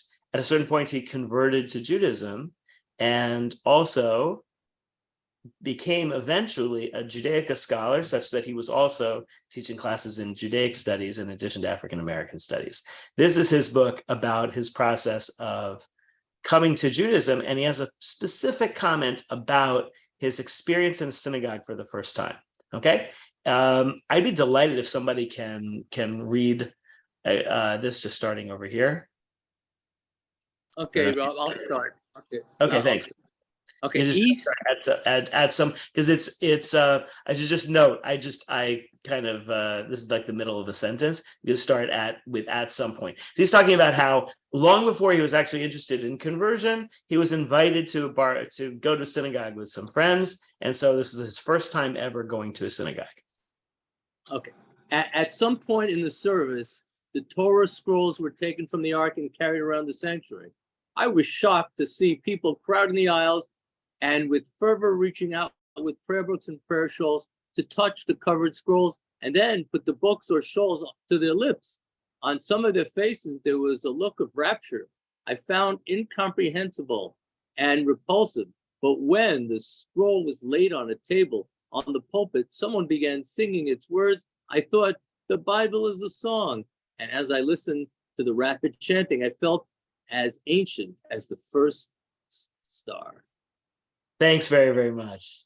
There's a lot that I like about this passage. I mean, I'll say the incomprehensible and repulsive part, I bristle about that, because I think of the experience of people touching the Sefer Torah to be such a beautiful thing.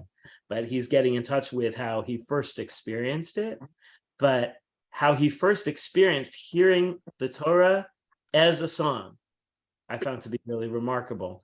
I'm just curious, maybe we can just start out by opening up this question. What do you think it means that for us, the Torah is a song, that we sing it rather than just reading it? Like, how does that transform the experience of interacting with the Torah? If anybody's got any ideas, you could just unmute and share. Well, I think it adds beauty to it. You know, speaking can be somewhat like monotone, but I think singing is uplifting, and it makes I think the Torah more beautiful. Thank you. Yeah, yes.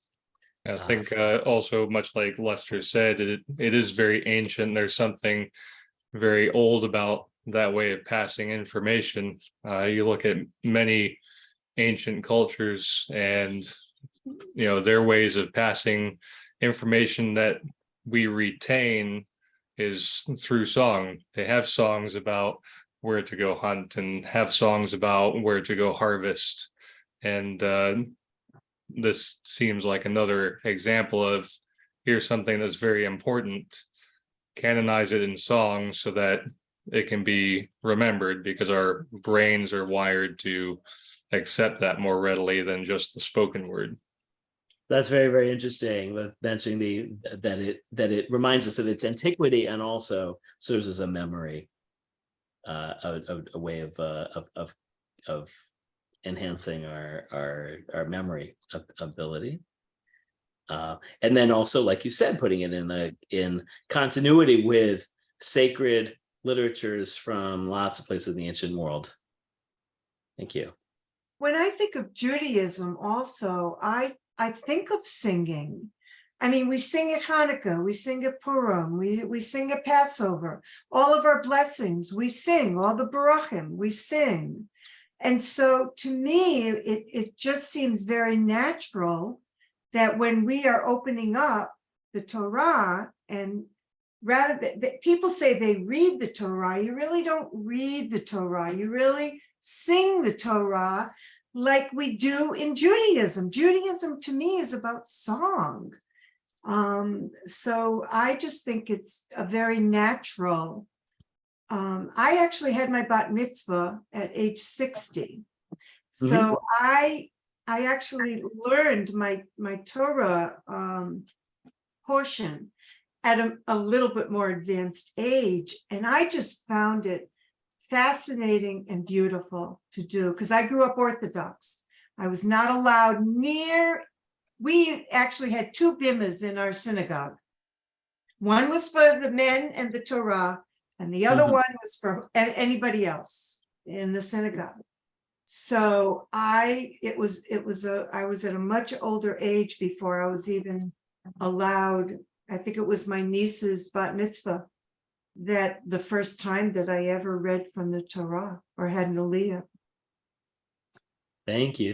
And I agree. I mean, throughout my life, like Judaism has been really connected to a song tradition. I'm curious if anybody's been to synagogues where they just read from the Torah without singing it. This is actually just very interesting, and I'll share. Like my in my childhood, my family were always members of conservative synagogues. My grandparents, that Rabbi Alter knew very well, were members of an Orthodox synagogue, and they were an extraordinary influence on me, such that throughout my childhood, I was very comfortable in Orthodox and conservative synagogues, and I hardly ever spent any time in Reform synagogues.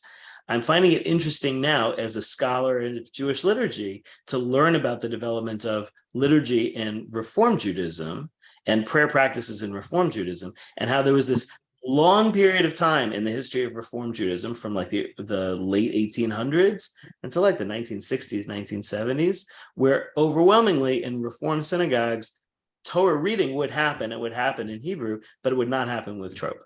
It would just be read, okay? And presumably it was out of a feeling that the singing was kind of otherworldly, not modern, and not the way that we interact with important literature these days. Maybe, actually, Scott, based on what you said, like it felt kind of primal to sing it. And whereas I think some of the comments that we've had now find that to be appealing about reading of the Torah, they apparently did not find that to be appealing, but rather, like, we don't like the primal aspect of it. If we like literature that anybody takes seriously, it doesn't get sung necessarily. It certainly doesn't get sung by amateurs. It just gets read. And it's interesting that in Reform Judaism these days, the tendency is towards trope, towards just an understanding that that singing the Torah actually is something that makes the experience more valuable and more beautiful, and presumably also more spiritual. So this is interesting. So I've had now like some experiences just visiting synagogues that have read rather than sung the Torah, but and it is really striking to see how just non-traditional it feels when I have that experience. That, and just back to what Julius Lester said here at the end, like you know, one other thing that I'll say about it is that when we sing something, it means that we're interacting with it as art. Okay, that it means we're approaching it with an artistic and a poetic sensibility, and that may also have an effect on how we understand it. you wouldn't think to sing like a history textbook, you wouldn't think to sing a science textbook or a textbook really of any kind. The things that we sing are things that we are approaching as art or as poetry. And I think that that's also relevant here. It just means that it reflects a different way of understanding what the Torah is. I think that's part of what he meant by saying the Bible is a song. He grew up in an evangelical community that I think had an approach to the Bible that he found to be more literal than he was really comfortable with, and that the idea that Jews approach the Torah with a musical and poetic sensibility was something that he found appealing. Okay, so now a teacher of mine, Rabbi Jeffrey Summit, is a Jewish ethnomusicologist. He served for many years as the Hillel rabbi at Tufts University, and then became a professor of ethnomusicology at Tufts University. And this is a passage from a book that he wrote, which is, to my knowledge, the only book which is about like the anthropology of Torah reading, called Singing God's Words, the Performance of Biblical Chants in Contemporary Judaism. I'd be just very glad if somebody could read this section, starting with In a Society, where he's talking about what's the meaning of especially teaching kids to chant from the Torah. I'd be happy to do that, Rabbi. Thank you. Thank you. In a society where children are showered with positive affirmation and where everyone gets a trophy, this ritual remains an intense and daunting rite of passage. In other cultures, you have to kill a lion to become an adult. In Judaism, you sing your way in, said Rabbi Moshe Waldox, who continued, and many kids would say, Rabbi, if I don't have to give a speech and read Torah, I will gladly go out and kill a lion. But for us, the entryway into adulthood is through reading Torah. For many people, standing up in front of the congregation is terrifying. So I say, this is your lion. This is what we value in our tradition, the fact that you stand up and read and interpret Torah. He went on to reflect, does that first bar mitzvah experience lead people to be less afraid of public speaking? It can't hurt. For many, it might be the moment to break through and think, my words can be heard. My words have meaning. Rabbi Lawrence Kushner quoted his teacher, Rabbi Eugene Borowitz, who commented, of all the coming of age ceremonies in the world, killing a lion, climbing a mountain to come back with an eagle feather, getting in the back of a pickup truck to go into town to become a man, to be able to master an ancient language and read it in public to the satisfaction of the entire community, might be one of the most social and civilizing of them all. For many students, the multi-tiered nature of the experience, learning Jewish liturgical skills, writing and delivering a speech before the congregation, the public performance of ancient tradition, is remembered as a formative occasion in their Jewish identity. Thanks very much. I really love this idea that rituals for rites of passage for adolescents tend to be about what the society most values, and what we most value, as I said here, is connecting with the Torah in a deep way, and so that's what we prioritize. Any other comments about this? Because everything else we're going to do today will be much more technical than this, because we're actually going to dig into the technicalities of the system of trope. Well, I do remember it as one of my first public speaking opportunities, and I think it was very helpful in retrospect. Excellent. Thank you.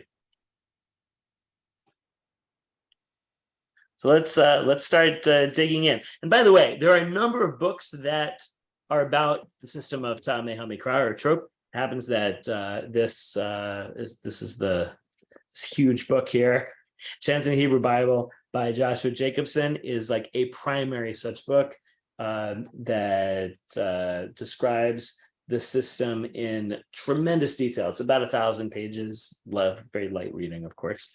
So, okay. So anyway, what in Hebrew we refer to this as Ta'amei HaMikra.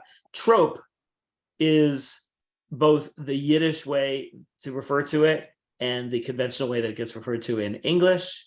and a word that sometimes is used to describe similar symbols in Bibles written in the Christian tradition in whatever language.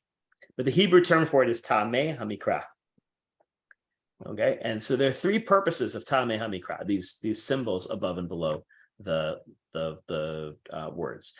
One is it tells you which melody to sing. We'll say more about that a little bit later.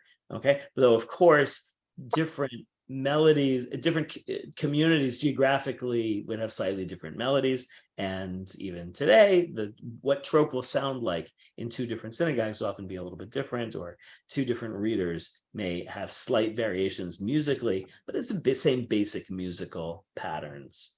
Okay, second is which syllable to accent. In Hebrew, words can be accented on the last syllable or the next to last syllable. Those are your only options. You will not find Hebrew words that are accented on a syllable that is not the last or next to last syllable.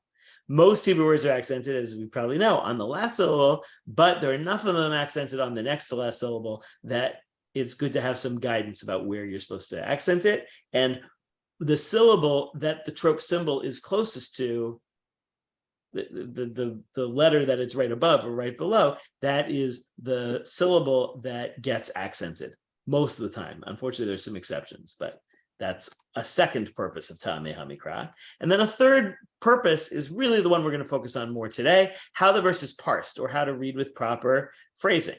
The trope system seems to be created so that somebody whose Hebrew comprehension is not strong will be able to read with the proper phrasing and proper expression.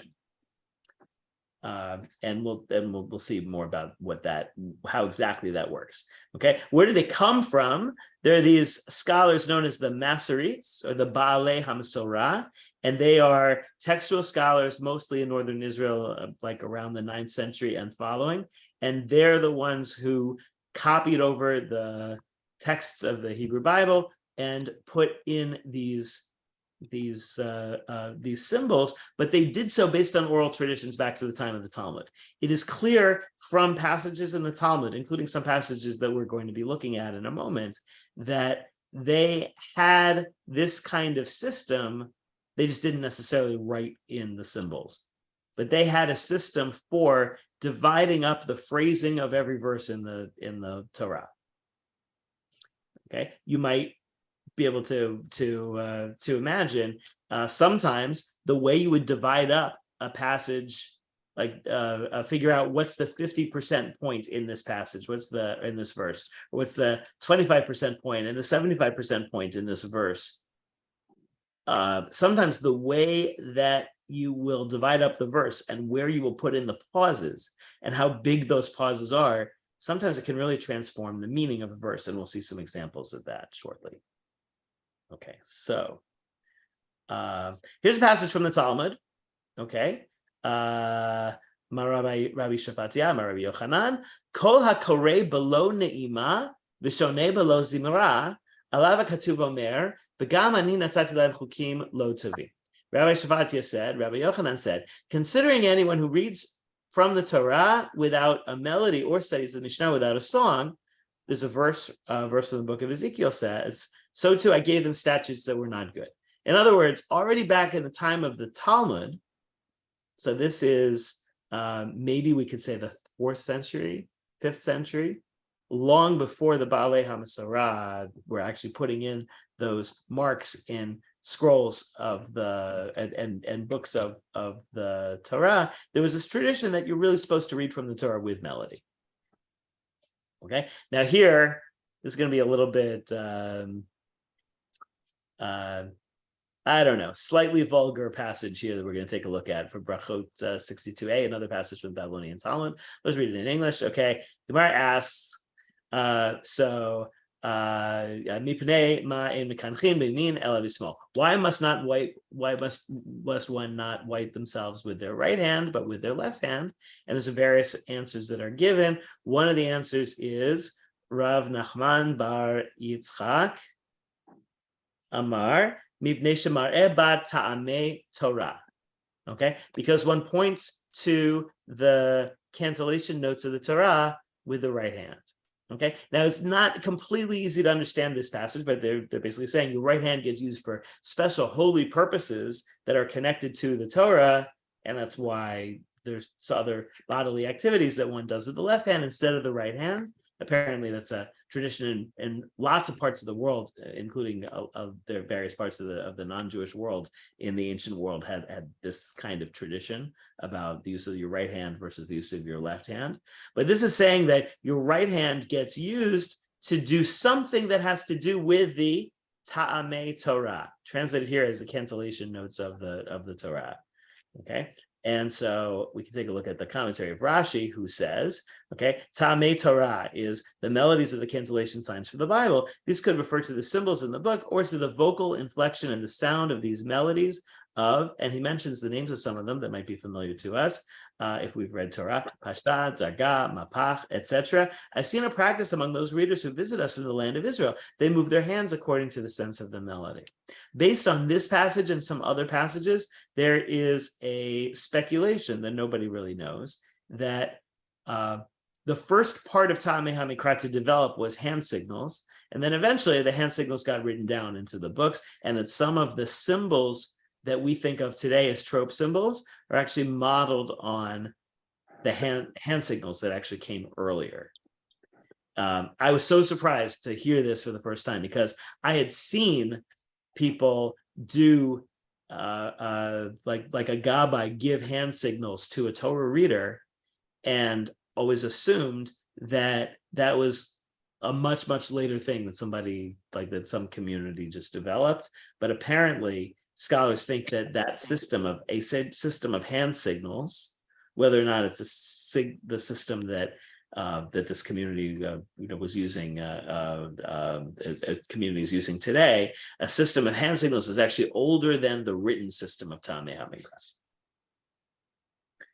Okay, so now I'm just going to give you a sentence in English just so we can see why is it even that you need to have some kind of system of parsing a verse. How is it helpful? Okay, so I just, for whatever the reason, chose this as the sentence in English that we're going to take a look at. Okay, my brother Mike walked to the store, but I decided to drive there. It's actually probably at some point in my early life was a true statement. Okay, so what the system of Ta'amei HaMikra would do is first try to identify what's the 50% point of this verse, this line, conceptually. Okay, probably we say my brother Mike walked to the store. Okay, that's basically half the verse here. Okay, and then but I decided to drive there's like the second half. So we're going to put a 50% point here. I'll like put a line like over there. Okay, now we're going to try to find the 25% point and the 75% point. Okay, my brother Mike walked to the store. I think you can make a good case that really my brother Mike is like the first quarter of this sentence. Okay, we put another line. Okay, my brother Mike walks to the store. Okay, and now we've got, but I decided to drive there. My inclination would be to say, but I. Okay, so that it's like the subject of the sentence, right? Okay, and you notice this is actually a very short quarter of this sentence.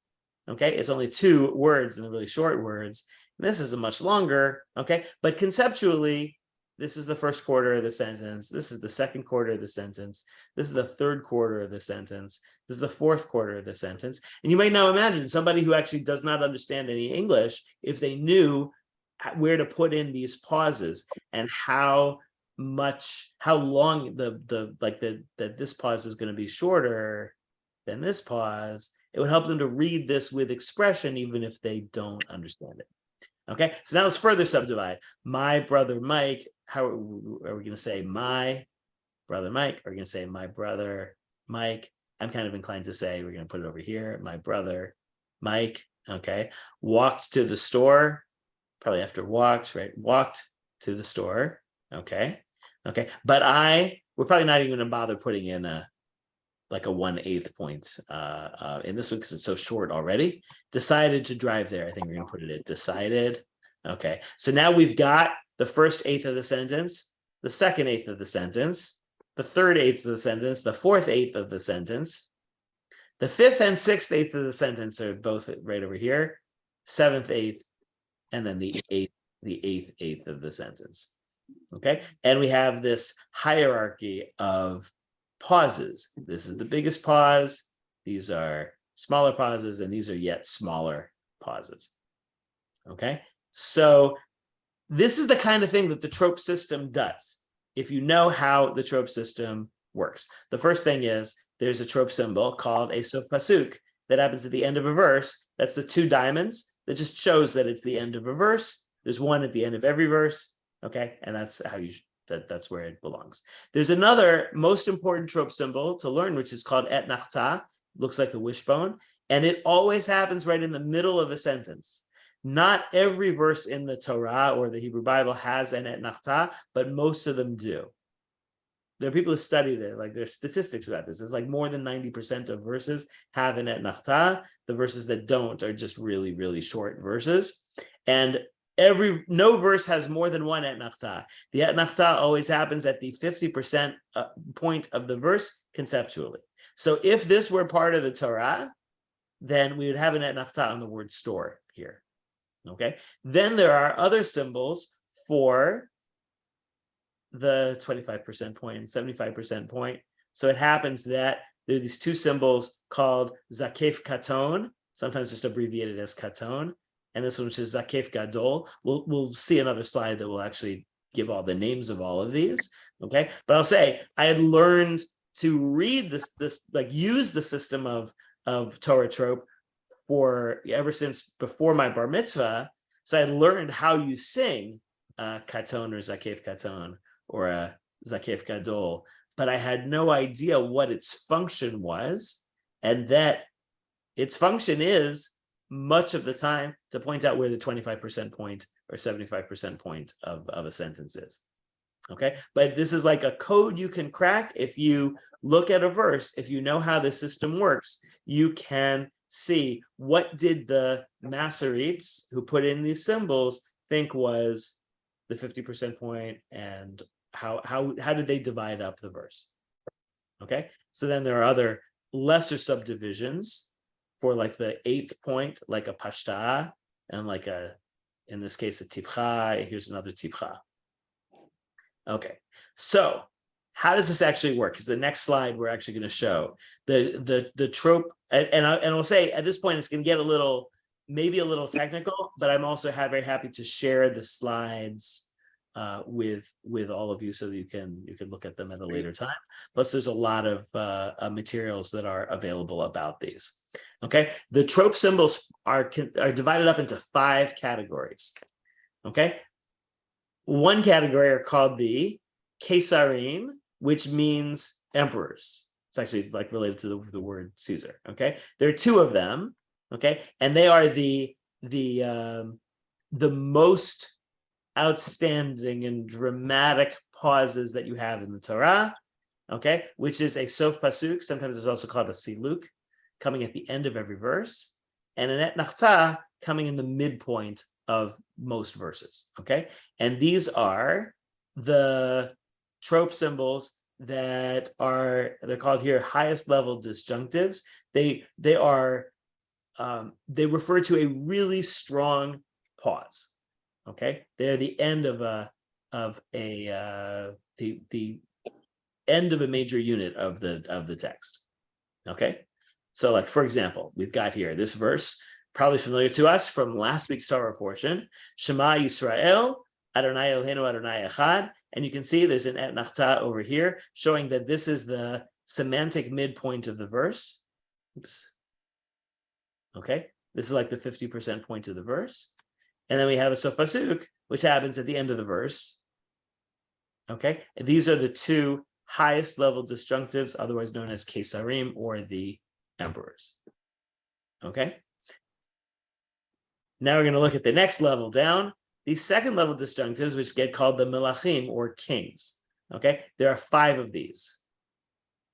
Okay, which are known as zakef katon, though sometimes just because zakef katon is a very, very long name for it, people often, or just when I teach trope, I often just refer to it as katon. And that's these 2 dots, one over the other above the word. There's tipcha, as here it says tifcha, but most of the time people call it tipcha. Segol, zakef gadol, okay, and shashelet, which is very rare. It's actually so rare that there are only 4 of them in the Torah. So the primary ones that actually occur in many verses are zakef katon, tipcha, segol, and zakef gadol. Okay, so what happens is you take a, we're just actually pointing some of them out. Here's a zakef katon, here's a tipcha, here's another tipcha, okay, and then here is an et nachta. This is also from the beginning of the Ve'ahavta from this past week's Torah portion. Ve'ahavta is Adonai Elohecha. This is like the 50% point of the verse. Okay, here's a 50% point. Okay, and the way this works, and this now becomes this is like the part of the system that makes it a little bit confusing. You want to look for the first of the melachim in each half verse. Okay, so the 25% point in the verse is going to be, if you just read from the beginning of the verse until you get to the first of these symbols, okay, and in this case, the first of these symbols on this page is the zakef katon over here, and that means that this is the 25% point of the verse. Okay, and this is a little bit confusing because this is a tipcha, which is also a second level disjunctive. It's also a melech, but the melech that is strongest is the first one that you find in each half of the verse. Okay, in this half of the verse, okay, the first melech that we find is this tipcha. So this is now going to be the 75% point in the sentence. So that I would say is like the confusing part of this process. You can know what the symbols are, but you're always going to be looking for the first symbol of that level in each half of the verse. Okay. So actually, I think that somebody who learns to recognize these 5 symbols, that really goes a long way towards being able to use this system to analyze any verse in the Torah. Okay, but there are other here's another verse from the Ve'ahavta. Ukshartam le'ot al yadecha v'ayu l'totafot b'neinecha. Okay, from towards the end of the Ve'ahavta, we got the et nachta over here, so that's going to be the 50% point of the verse. Okay, going from the beginning to the first of the melachim, the first of these kings on this page is going to be this tipcha. So this is going to be the 25% point of the verse. Okay, and then this is the first of the melachim in the second half of the verse. So this is going to be the 75% point of the verse. Here's another one from the very, very beginning of the Torah. Bereshit bara Elohim et hashamayim ve'et haaretz. In the beginning, God created the heavens and the earth. So here's the et nachta. So that's going to be the 50% point. It looks like I don't have the. Anyway, this is the 50% point. Okay, and then if we go from the beginning, Bereshit, this is a tipcha, so this is the first melech in the first half of the verse. So the 25% point of the verse is going to be Bereshit. Okay, and then the 50% point is bara Elohim. Okay, and now in the second half of the verse, the first melech is this tipcha here, so it's et hashamayim v'et haaretz. Okay. And then there are just other examples here, but we won't be taking a look at them. Okay. Now I should say like how like they're using a particular metaphor here, which is that they're imagining that there's an emperor who when they designed the system, they imagined picture an emperor who rules over this vast kingdom and is standing at the end of the kingdom to inspect the entire the entire kingdom, but at a certain point says this is actually too large piece of land for me to really control adequately. So I'm going to divide it, and I'm going to appoint a king who's going to take care of half of the land, but I'm still really in charge, but I'm going to delegate the administration of half of this land to the king. Okay.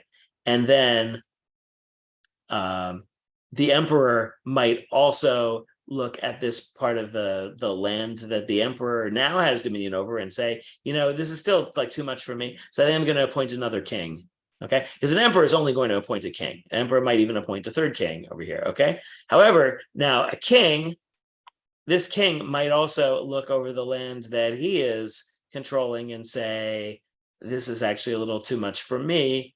I would really like to appoint somebody to be my helper and to administer part of this land.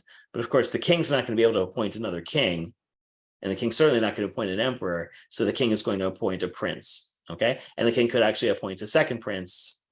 Okay, and then if the prince finds that this bit of land is too much and they want to appoint somebody to help out and to delegate to, they're not going to appoint it to another prince, but they're going to appoint a duke. So basically, these are the 4 different levels, and this is the metaphor that they use for the different sets of the trope symbols. So like the emperors are the Sof Pasuk and the Et Nachtah. The kings, as we saw, are Katon and Zakef Katon and Segol and Tipcha and also Shashalet, this very rare one. Okay, and then there's also the lesser trope symbols, which we'll just show on the next on the next page. Okay, these are the kings. We saw these already. Okay, so then these are the 3rd and 4th level disjunctives, or what we've called the princes and the dukes. These that are called Revi'ah or Revi'i, and Zarka, and Pashta, and Yativ, and Tavir. They are lesser divisions. Okay, and then even lesser divisions of this are these: Pazer, Tzlishak Tana, Azagerish, and Gershayim. Okay, I actually think you can understand how the system works a whole lot without even knowing about these 3rd and 4th level disjunctives. But there's also some other symbols that they call conjunctives. These are symbols whose job it is to lead into the symbol that they follow. It's like they don't have a lot of personality themselves. They're just connected to whatever comes after them. The Hebrew word here is mishartim, which means advisors or assistants. And these are notes called munach, mercha, mapach, darga, kadma, and tzlishak tana. And they tend to blend right in with whatever follows them. Okay, so if we take a look at a line like this, this first line of the Ve'ahavta, okay, Ve'ahavta, it's Adonai Elohecha b'chol levavcha u'b'chol nafshecha u'b'chol me'odecha. Okay, there's a number of these notes here that are conjunctives, meaning they lead directly into the thing that follows them. So the munach over here, we've got a munach over here, we've got a mercha over here. Okay, and that those are all the presence of that kind of note. Just basically, it shows you that that's not going to be a good time to put in a pause. There's really there's no pause between Adonai and Elohecha. It's like they're connected together. There's no pause between the first half of the word Ve'ahavta and the second half of the word Ve'ahavta, because that can sometimes happen. If you have 2 trope symbols that are on the same word, the first of those trope symbols is going to be a conjunctive or a misharet, because it's just going to lead directly into the second part. Okay, and the same thing, b'chol levavcha u'b'chol nafshecha. This is showing that this is all one phrase altogether. Okay, so now if we now take this sentence that we had before, if this were part of the Bible, how would we put in trope symbols? We would have an et nachtah right in the middle of the sentence at the 50% point. We might have a katon and a zakef katon and a zakef gadol at the 25 and 75% point. Okay, these are the melachim, examples of like the quote unquote the king level of the trope symbols, and then we put in some prince level trope symbols. These are actually also king level, but they're actually smaller kings because they're further on in the sentence. Okay, now we're going to put in some of the mishartim, some of the like advisors. Okay, like bapach and munach and mercha. And then this is just some guidance that I give to people who want to take a look at a verse and to identify, like, how can I use the trope symbols to help me understand how this verse gets divided up. Step one is identify the etnachta, and this is the 50% point in the verse, if the verse is long enough to have an etnachta, because there's some verses that are just too short to have an etnachta. Step two is identify the first second order disjunctive in the verse, okay? And it's probably going to be a zakef katon or a zakef gadol, or in a really long verse, it might be a segol, or in a really short verse, it might be a tipcha, or in just a few verses, it'll be a shalshelet. This is going to be the 25% points in the verse. But like I said before, make sure you're identifying the first second order disjunctive in the verse, because the subsequent ones will not carry the same weight as the first one. Okay. And then step three would be identify the first second order disjunctive after the etnachta. Okay, this is almost always going to be a zakef gadol, zakef katon, or a zakef gadol, or in really short verses a tipcha, and that's going to be the 75% points in the verse. Okay, and that's often a lot to help us to break down a verse, especially a really long verse. Okay.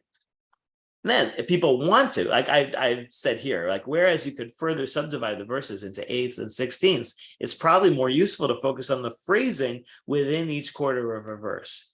Identify the pause points in each quarter of the verse. Now, remembering that, and this will make sense for some people who are expert Torah readers, okay, that some of the most dramatic sounding trope are actually very minor pauses. Like pazer is a trope symbol that has a really elaborate tune, but it is actually, in this system, a very minor pause. Okay, many of the dramatic trope symbols are actually very minor pause. Next is zakef katon, zakef gadol, and tipcha, which generally are more major pauses. And that's why people want to use this system to better subdivide the verses, which is the purpose for which the system was originally developed. You want to pay special attention to zakef katon, zakef gadol, and tipcha, and segol also is one of these major pauses. Okay, and then here I just said we're going to skip over this part just because, you know what? I just want to share just one thing. This will not be a very exciting example, but this is an example of how it really makes a difference to how you understand the meaning of a verse, how you divide it up. The way that the Masoretes put in the tropes, the trope symbols, we'll sometimes refer to that as a commentary. It's a commentary of sorts on the text of the Torah, because sometimes if they put in the symbols differently, the meaning of the verse would be different. Okay, this is one example. Okay, this is actually from a few weeks ago in the Torah reading, the end of Parashat Balak, and it's talking about a plague. It's a very upsetting verse. It says, so this is Vayu Hametim B'Magifa, the people who died in the plague. So there were the dead from the plague, and now it's going to tell us how many there are. Okay, the word Arba'ah means 4. Okay, Ve'esrim means and 20, and Aleph or Elef means 1,000. Okay, 4 and 20,000. Okay, so now here's a question: how many people died in the plague? 420,000. 420,000. Okay, are there other possibilities? 1,024. 1,024. Okay. 20,004. 20,004.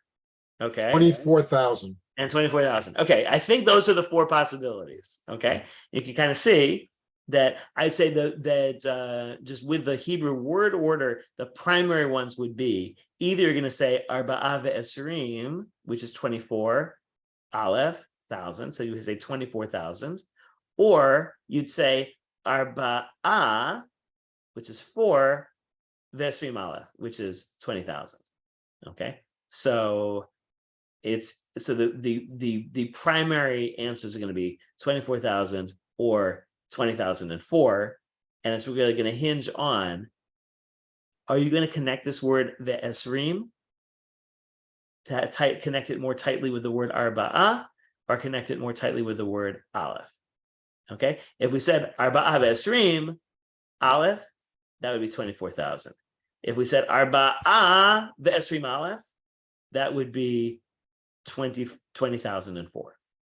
Okay, now you might be saying the stakes here for this particular example are not particularly high. It's too many people who died in this tragic plague.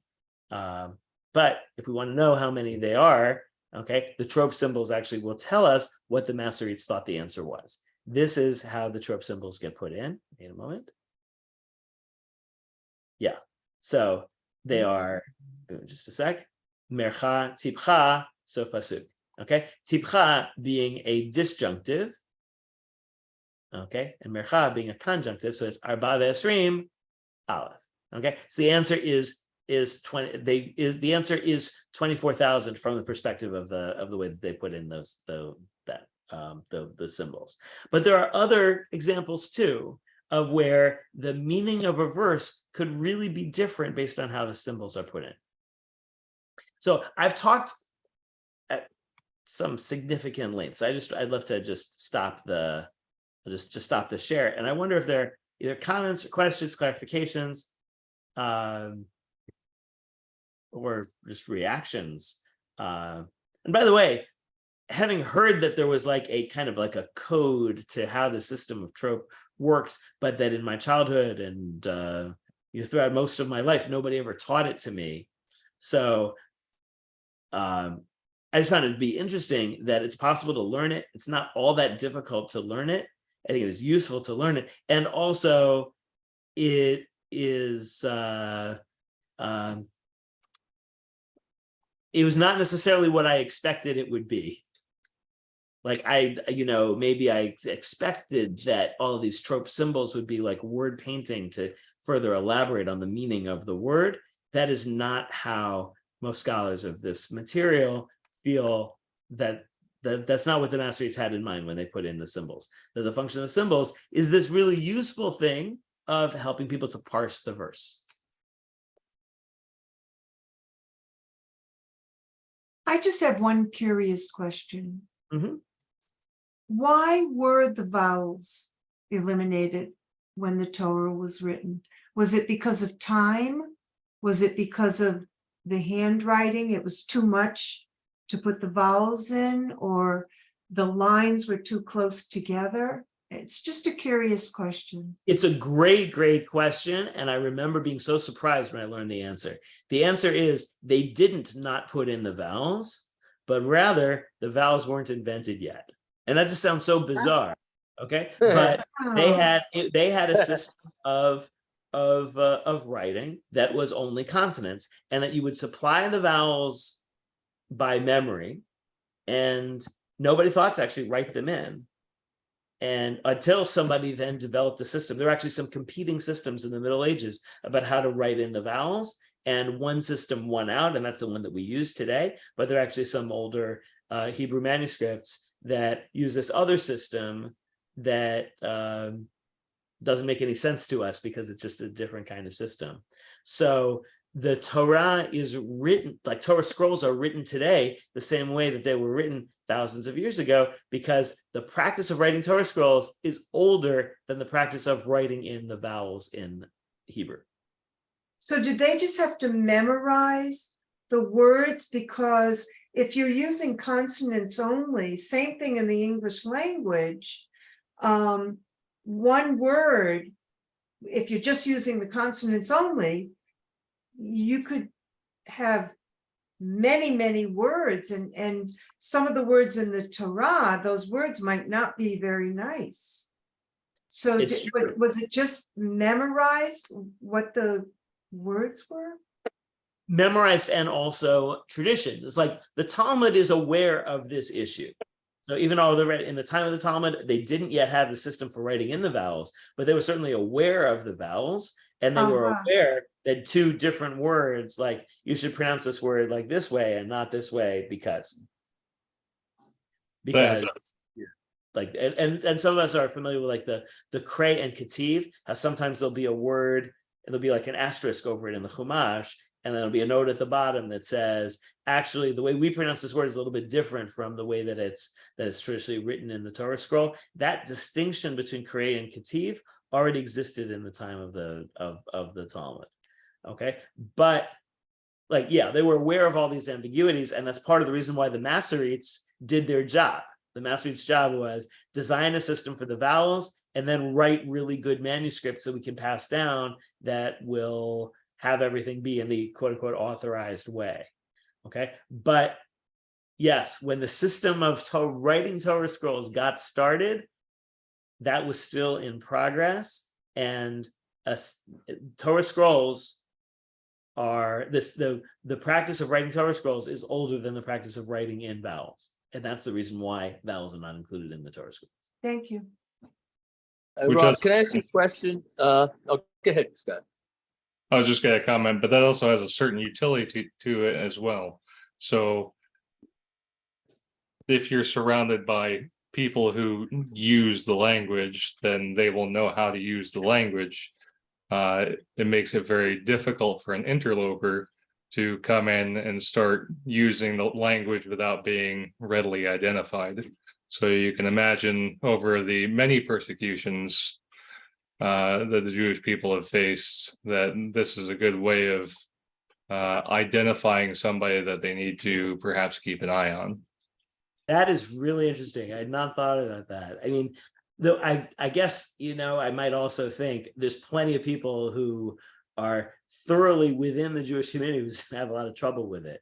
It's definitely it is a challenge. Though it's like with bar mitzvah kids in my community, right? When they're in 5th grade and they hear about like, oh my goodness, I'm going to be called upon to read from Torah scroll that doesn't even have vowels. It's literally impossible. Okay, and then we tell them it's not so impossible. And that one of the ways we do it is like we give them stuff in English, but with all the vowels removed, and it's hard, but they can most of the time figure it out. And then like if you did this, like if the newspaper suddenly had all the vowels vanished tomorrow, after a couple of days, you would manage. You'd acquire this new skill of supplying the vowels yourself. And there's such diversity in quirky things about languages that like every language has its stuff which is hard and its stuff which is easy. And we can't even imagine how people do the hard stuff of other people's languages, and they can't understand how we do the hard stuff of English. So those are like some of the thoughts I have about it. Oh, yeah, Rob, I had a question. About 25 years ago, I asked a musicologist, I said, well, what was the music like in the times of the temple? So he told me, he said, well, you should listen to Syrian Jewish music and then you'll get an idea. So I called up a cantor in a Syrian congregation in Brooklyn, and he told me to listen to music of Syrian Jews. And to tell you the truth, it was so dissonant to me growing up in the Ashkenazi world. What happened as far as the origins of Torah reading in the Sephardic world versus the Ashkenazi? I'm comfortable when I go listen to the Sephardic trope. I'm not familiar with it at all. But I'm just curious how one developed versus the other.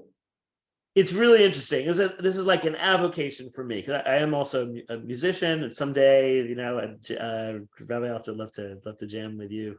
Yeah. I don't have any actual training in ethnomusicology, but have read about it and just really fascinated by some of these questions about how the musical traditions developed.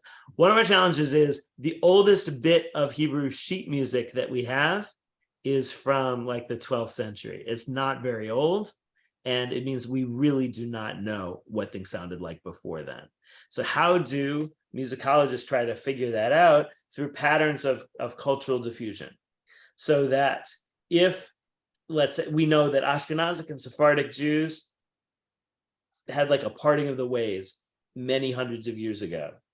Okay, if there are melodies where Ashkenazic and Sephardic Jews do them in much the same way, that might actually be a sign of their antiquity, that they're even older than this Ashkenazic Sephardic split. So just as one example of that is there's some speculation that the oldest bit of synagogue music could be the distinctive melodies that are used for the Song of the Red Sea in both Ashkenazic and Sephardic traditions, because they sound somewhat similar. The Ashkenazic tradition would be, okay, as we're reading along in the Torah, we depart from the Torah trope melodies and do this distinctive Song of the Sea melody, okay? Ashir al Adonai ki ga'oga sus v'rochvo ramavayam. And then that melody repeats at various points throughout the Song of the Red Sea.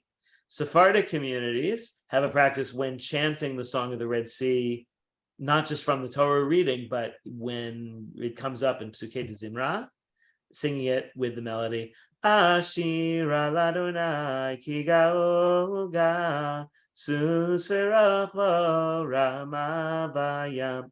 So there's some people who think that sounds similar enough that it's plausible to imagine that before Ashkenazi and Sephardic Jews split, that's what that's what the music of the temple might have, the music of, the oldest music that we know of might have sounded like. Sadly, we can't, there's a lot that we really don't know. And I mentioned that earliest bit of sheet music that's found in the Cairo Geniza, a setting of a Hebrew song, and it's written out in notes. It was somebody who had been born Christian, converted to Judaism, and apparently had learned how to write sheet music, and did this and threw it away, and so it ended up in the Cairo Geniza, thankfully. Okay, there are actually two different groups of musicians who have tried to play that music to show what it might have sounded like, and the two versions sound completely different, because just a little fragment of sheet music is not a lot to go on to really know what something sounded like. So I'll try to find like those two musical examples. It's actually very, very interesting to listen to. Rabbi, Okay. first of all, thank you very, very much. It's been really, really very interesting. And having learned, well, I've learned Hebrew many, many years ago, but having learned to read a section of the Torah by memory, I think both how interesting it would be to have had that, not just that basic knowledge you've given us, which I do not now pertain to have, but hope to read more and get a little more familiar with it. But even knowing, I think, the division of sentences and phrases, I think would have made the memory of the portion of the Torah easier. But it's fascinating. It's fascinating, and the work that's been done to be able to figure out as much as has been figured out. Thank you so much for being with us tonight. Very, very much. It was really my pleasure. My sense is that there in a lot of communities, people know about the etnach, the function of the etnachta, the wishbone note. But I think there's 3 or 4 additional symbols that if people learn what those mean, it unlocks much more of the system and makes it a more usable system. Thank you. That was well said, Arlene, because I can still remember it was recent enough that I had my bat mitzvah that I still remember what it felt like to get up in front of 145 people and say, can I do this? And, I looked at the Torah. I mean, I had a little cheat sheet, but I wanted to do it from the Torah. And as Rabbi will attest to, Rabbi Alter, Yeah. I started Hazinu and I got about 4 words in and I totally lost track. And I went back to the beginning and did it over again. But I think what you've taught us tonight, had I had that training as well and understood it, I agree with Arlene. I think that I could have just breezed through it, but I took 1.5 years and memorized it, totally memorized it. So thank you very much for the explanations that you did tonight. Oh, thank you. Thank you so much. So I'm actually putting the link to the slides in the chat. right now. If there's like some other slides we didn't get to, but that's like what we looked at. There are also a couple of additional like quotations and just some additional information about how the system works. I see that somebody is recording tonight. Is that you, Rabbi Ken, or is that? Scott's recording it, yes. It's Scott, automatic. you're recording it? If you don't mind sending me, or if it's in the cloud, if you could send me the link Yeah. for me to watch this again, I'd really appreciate that. Yep. Will do. You'll definitely see it in the weekly email. It's at Rabbi Alter's YouTube link. Okay. Well, Rob, it was great trying to, you think, is he still here? Yes, Rob, yeah. there you are. I think what we try to do in our classes through the study of Aggadah Talmud over the last 16 years, more recent classes with Kabbalah, I think it makes it so interesting trying to decode. I feel like, like someone trying to figure out, what's underlying the whole thing. We know some of the Talmud's written code. We try to spend time trying to figure out what the message is. With Torah reading, I don't think most people know that there's a way to decode it and figure out there's a system actually that went into how you read the phrases and stuff. It's not just random. There's a whole system. And I thank you for bringing it to light to our students tonight here, that there is a code behind it. And now we know basically what the code is, how to understand when we look at a piece of Torah reading. Fantastic. Such a pleasure to meet you. I have great admiration for the depth and breadth of study that you do. And I'm so glad to have the opportunity to meet you and be here today. Thank you. Thank you, Rabbi. Thank you so much, Thank you, Shay, thank you. Cindy, and New Jersey. Have a good night. And thank you, Rabbi Good Alter, night. for bringing the Yeah. rabbi here. It's my pleasure. I'm just so glad that you got to meet my great cousin, Rabbi Rob. It's great that we have one other rabbi in the family in Israel, but we're the two from the United States, from my mother's side, the Scheinberg family. And I'm very proud of both Rob and my cousin in Israel doing great work in this world. I'm very proud to call them my cousins. So anyway, so good night, proud Rob. to I call hope him, we'll Mike. see you again in the next year or so. I hope we love having you. Love to find another topic that you can join us. So, okay, That'd be thank you. great. Rabbi. Okay. Good night. Okay. Take care, everyone. Good Night. night. Bye, everyone. Good night, everyone. Travel safe.